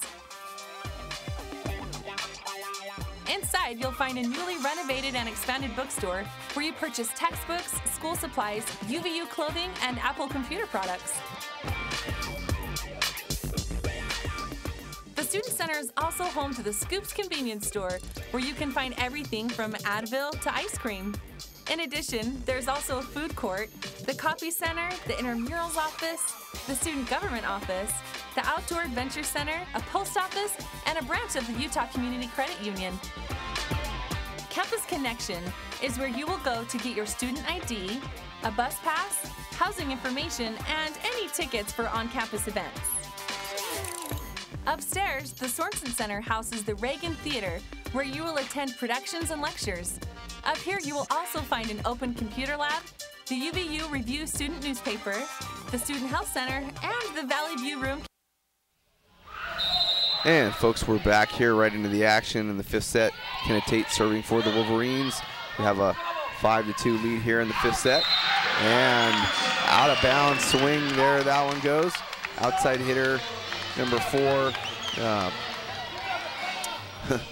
Katie Smith, not able to convert that time, going out of bounds. Hasn't made too many errors tonight, but that time she did. Yeah, that's a second on this 5th set. Bombing down the left side that time, and Utah Valley's able to come up with it. McKenna Tate with an awesome dig. Again, McKenna Tate. And Erica Nish just pushing that. No, that's a bad call. I really think that right there was, I don't know if that's a makeup call for what or what, but she just pushed that ball straight ahead of her. It didn't rest, it didn't hold it, but she pushed it straight. So, you know, it's, I guess, the view of the official. So yeah, absolutely. It's a tough call as an official to make. 4 contacts that time, Utah Valley. Not able to put that ball through on the third contact, and so Patty's dig constituted the 4th contact there. Katie Smith back to serve. Not a good pass by Chelsea that time. They force him the outside, but Chelsea able to put that one through. I think Caroline Walters wanted that set called. I think she was a little bit upset about that, and also upset with the blocker not getting all the way to the outside. So into the middle this time, Ketty goes. high and is able to convert again. She's been almost automatic here, Tyler, for this last couple sets. Yeah, absolutely. With her out, that's going to be putting a damper on Cal Poly, especially with them being down 7-5. Yeah, they'd like to have her in the front row a little bit more, I'm sure. Brookelyn Campbell setting the back row this time. Lindsey Barker not able to connect with her, a little bit surprised on that set, but once again, Graven on the outside, able to convert. So pulling within one is the Mustangs. You would think that Utah Valley would realize that with this middle Ketty out, that they would be more prone to go to the outside. Brookelyn Campbell with her own BC impersonation there, pushing that ball back to the far corner and able to capitalize that time. They take the lead on the side change, 8-6, so they're looking to close this one out. They're over here on the good side, and so we'll see what happens. This is so far proving to be the good side. We'll see if that continues. Yeah, that was a great spot by Brookelyn, pushing that over into the deep corner. We saw Caroline right in front of us. She was kind of getting real excited for her team to get to that ball. Erica Nish is going to be back serving here for Utah Valley. She's been pretty steady at the service line. We'll see if she can put some more pressure here and close this one out. Tough serve, not handled well by the Mustangs. They play the free ball back to Utah Valley. Decent free ball, and that time Sarah Clement able to find a touch there. Yeah, Sarah Clement is she's getting back into rhythm a little bit. Still struggling a little bit, but I think she keeps at it, she'll be just fine. Wow, she kind of lost track of the ball on that one, but the setter, Shannon Garrett, did pretty good job trying to play that ball over. Cal Poly wants a timeout. Utah Valley has a almost insurmountable 10-6 lead here in the 5th set. Not looking to give this up. They want to win this match for sure. Yeah, absolutely. And like I said, with Ketty on the back row, it's going to really be tough for Cal Poly to distribute a good offense without Utah Valley knowing it's going to go to the outside. You know what? Coach Atoa last night talked about winning pieces of the match in like 5 points at a time. So 5 points at a time, 5 points at a time. So now they're into that last bit of that 5 points at a time. So if they can win this battle of the next 5 points, then they're going to win the match. Yeah. And the set. So we'll see what happens here. I'm sure Coach Atoa is telling them not to really change anything they're doing, just to keep that pressure on. Don't miss a serve. I think Erica Nish has been pretty consistent with her serving. She does have 2 service errors, but she also has 2 service aces, so that evens out. Looks like Erica's ready to go. Looks like she's wanting to get going here, not wasting more time. She wants to get right back into it, put the pressure on Cal Poly. So here we go. Looks good so far. Yeah, great tough serve. Way to start it off. Nice block with the net. Just pulling off the net. Looks like it was Sarah Clement that time. Just as she was pulling away from the net was caught in it. So. Yeah, that's unfortunate. That was a great serve, and Cal Poly was out of system. It was a great opportunity for Utah Valley to convert. Oh, it looks like she got a touch this time. I'm pretty sure she had a touch. Yeah, it looks like everyone else thinks so too. But man, Sarah, if you notice though, Tyler, she's off balance, she's falling down, a couple of different things. So it's just, she's not quite where she wants to be, I'm sure, for this match. I'm sure she's hoping to improve her play for this evening's match. Just a quick side note, Utah Valley will be taking on Santa Clara tonight at 7 p.m. here in the Activity Center on the campus of Utah Valley University. So people come on out, support the Wolverines. If you want to see some more volleyball today, you can also catch Cal Poly playing Michigan at 4:30. If you want to see a really powerful team, you come watch Michigan at 4:30. They're definitely, you know, a team that's making a move. Yeah, Michigan's nasty, and they're just going to continue to get better. I wouldn't be surprised if they climb the polls in the top 25. That's more like it. Sarah Clement there connecting the ball quickly, high, and into the court.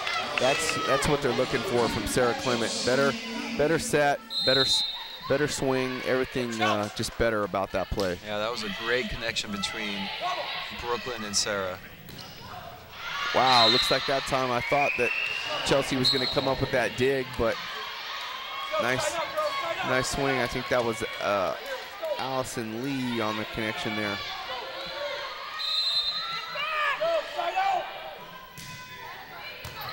Nice pass by the Wolverines back to JC Kuresa, who pushes that one back. I thought she could have challenged that one a little bit better. She knows it too. She said to Brooklyn, that was my fault. That ball was low, but you can see right here, she could have still, oh, no, we're getting the other view. Yeah. So they put that one away pretty easily, but JC's ball, she could have challenged that. Yeah, absolutely, I agree. And then still, as we look at the stat sheet, Tyler, we see everything really close to being even now on the stat sheet. And as we watch the rest of this play out, we kind of see the continuation of that. I mean, we're only at 2 points away. Utah Valley, like I said, looking to win the battle of the 5 points here. And they should be able to do it here, picking up this last point. Yeah, huge kill by Jason. That's huge, and that's kind of what I saw kind of happening. It looked like they had a good position to convert that point, and looks like they're going to serve this out with Patty Flagg with the first attempt at the match point. So let's see, that's a great serve. Took him out of system. Looks like Brookelyn just put that one up. JC goes and gets it again. 2 kills in a row for JC Kuresa, putting the ball away, putting the stamp on the end of this match. And folks, we'll be right back with some wrap up from Coach Atoa and a little bit of a post-game show, so don't go away. Utah Valley takes the 5th set and the match 15-11. We'll be right back.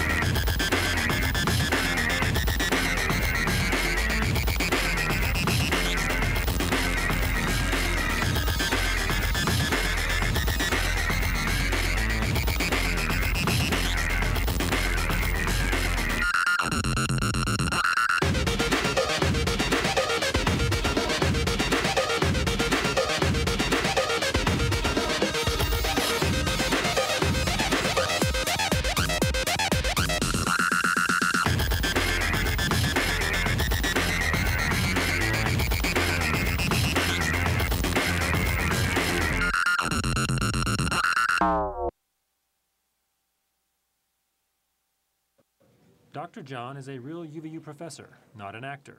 So to tell his story, we hired a UVU student. Knowledge-based edification increases executive functioning in the frontal lobes. Yo, dude, UVU is more than an education. It's a life experience. Exposure to enhanced pedagogical approaches promotes neural activity in the limbic system. For sick education, get here and strap in. UVU facilitates the discovery of your personal Weltanschauung. What?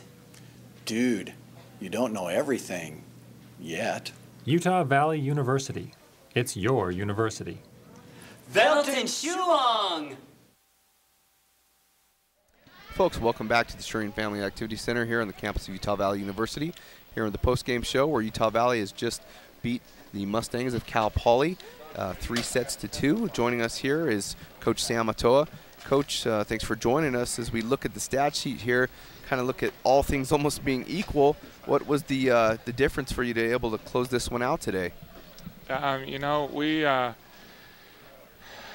kind of were so up and down, I think, as far as our passing. And it was those games, those sets that actually we did very well in passing and serving that you know, that got us to take leads and to win. And so, you know, it's amazing. You know, you're involved with this game long enough, and you think you see everything, but we really struggled in that fourth set, and Cal Poly really took it to us. They played very well, and just didn't seem like we could do anything. You know, one thing we noticed was, you know, with Justin Hutchins coaching over on the opposite side today, we thought maybe there was some familiarity there with the players, with the program, kind of the way things go, and he was maybe able to give a few insights to his players to see maybe to make some of those things a little tougher on your girls. Well, that can be, I think, at certain times. I think when you play against a coach that is familiar with your program. However, our girls still have to execute, and their girls have to do the same thing. And I felt like that our girls, at times that we needed to, they were able to hold their composure and be able to execute. We had some girls that struggled for, you know, certain reasons. However, it was nice to be able to kind of get them to get out there and execute on the fifth set and stuff. And so it was a good win. Yeah, also, we kind of noticed the change in the setter control there for you for a little while. We saw, you know, Rachel come in. The effectiveness didn't change a whole lot there. It seemed like she still kind of had some of the same struggles, not so much the setting, but it looked like maybe the selection of you know, the hitters that she was choosing, maybe just they were closing down on those things. Maybe some of the passing was leading to some things being a little bit predictable. I'm not sure. You know, it's always hard. You know, you bring somebody in when you're losing pretty bad, and kind of, you know, get them to try to get things to change certain things. We talked about certain things that we wanted to be able to kind of establish. It also gave me a chance to be able to talk to Brookelyn a little bit on some of the things that we wanted to be able to do. And so those are learning experiences. Those are teaching experiences that we want to be able to try to, in the moment, make sure that we're thinking about those things that we can try to execute better and stuff. So, you know, that's what it was about. And, you know, I was proud of Rachel for her efforts to come in, as well as being able to have Brookelyn come back in and really lead there in that last set. Absolutely, that's important for, I think, Brookelyn to kind of grasp that leadership role as the setter and you know, kind of starting to become an older player here in the program. So it's great to have you here. We have another exciting match coming up this afternoon. Obviously, Cal Poly and Michigan are going to square off first, and then you're going to take on Santa Clara. What do you see as far as you know, keys to you guys, you know, taking one from Santa Clara as well? You know, they're a good team. They really are. They're very physical. They're big. I think that it's important, again, for us to just continue to do well serving and passing. You know, we keep harping on it over and over again, but we have a good passing game. I think that we can be able to kind of get our offense, especially those that are struggling, get them back into this and stuff. So that's what we expect to be able to do. Okay. Well, Coach, thanks for joining us here. I know we'll see you here not too long. Good luck for your game this evening. And I think we're going to go to break here, folks. And when we do, we'll come back with JC Kuresa, who's maybe the player of the match. So we'll be right back. Don't go away.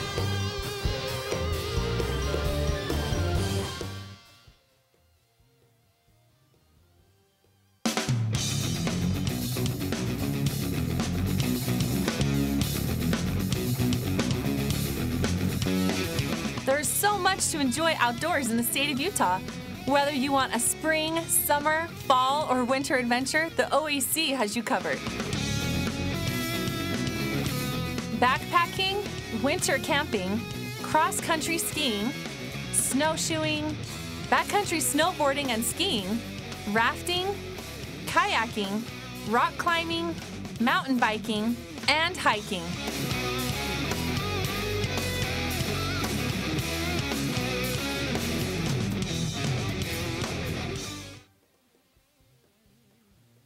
Welcome back to the post-game show here at Utah Valley University Syrian Family Activity Center in the La Quinta Inn and Suites Invitational.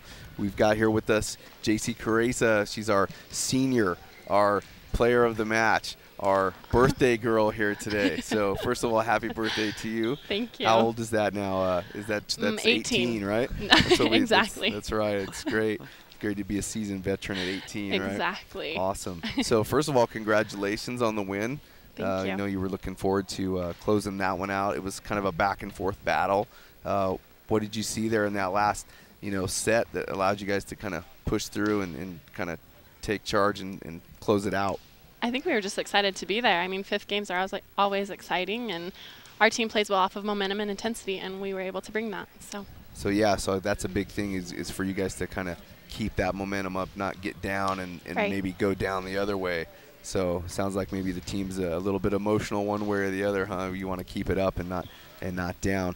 You had a couple good kills there right at the end, 2 in a row to close it out. So I'm sure you were excited about that. Yes. What else in this season you guys looking forward to? Big changes from last year. What's the thing you see? And we talked a little bit about the things yesterday after the match last night against Michigan. What is your key thing for you guys to continue to do well this season? I think it's the beginning of the season. I think it's going to be important for us to just get a flow for the game. And with how many new girls we have, it's just going to be developing that and continuing to do that. But, yeah, I think it'll be a good year. We're excited, and camp went well, so we have some good things coming. Great. Tyler, anything to add there tonight? Yeah, I just have a question. It seems like a lot of times the setter is setting you pretty low, and I was talking about this with Kevin. We kind of talked about it a little bit, and I'm just curious, do you like your sets a little higher or lower?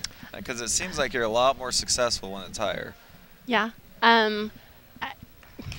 It's just hard to tell. It depends on the pass, and Brookelyn and I sometimes have had some struggles going off of an 8 and a green is the quicker set. So I personally like them a little bit quicker, but it depends on the block. But it just kind of depends. So yeah, it's still early in the season, so you'll have time to work on that, and it'll be a successful play when you get it accomplished. When we get it, yeah. Absolutely. I agree. Great. Well, thanks for joining us here, JC. Thank you. Any shout-outs there for your birthday? Anyone you want to thank or make mention of? Just my family and my team, my friends. Great.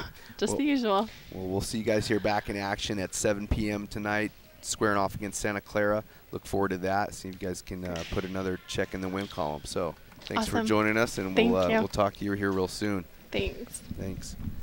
Folks, just as we're closing up here, once again, just want to make mention of the fact that we'll be back at 7 p.m. here tonight. So tune in. Don't miss out. We'll be online, be on UVU TV, and we'll be back. Just closing this down here for Tyler Whittison, myself, Kevin Castle. We are shutting it down.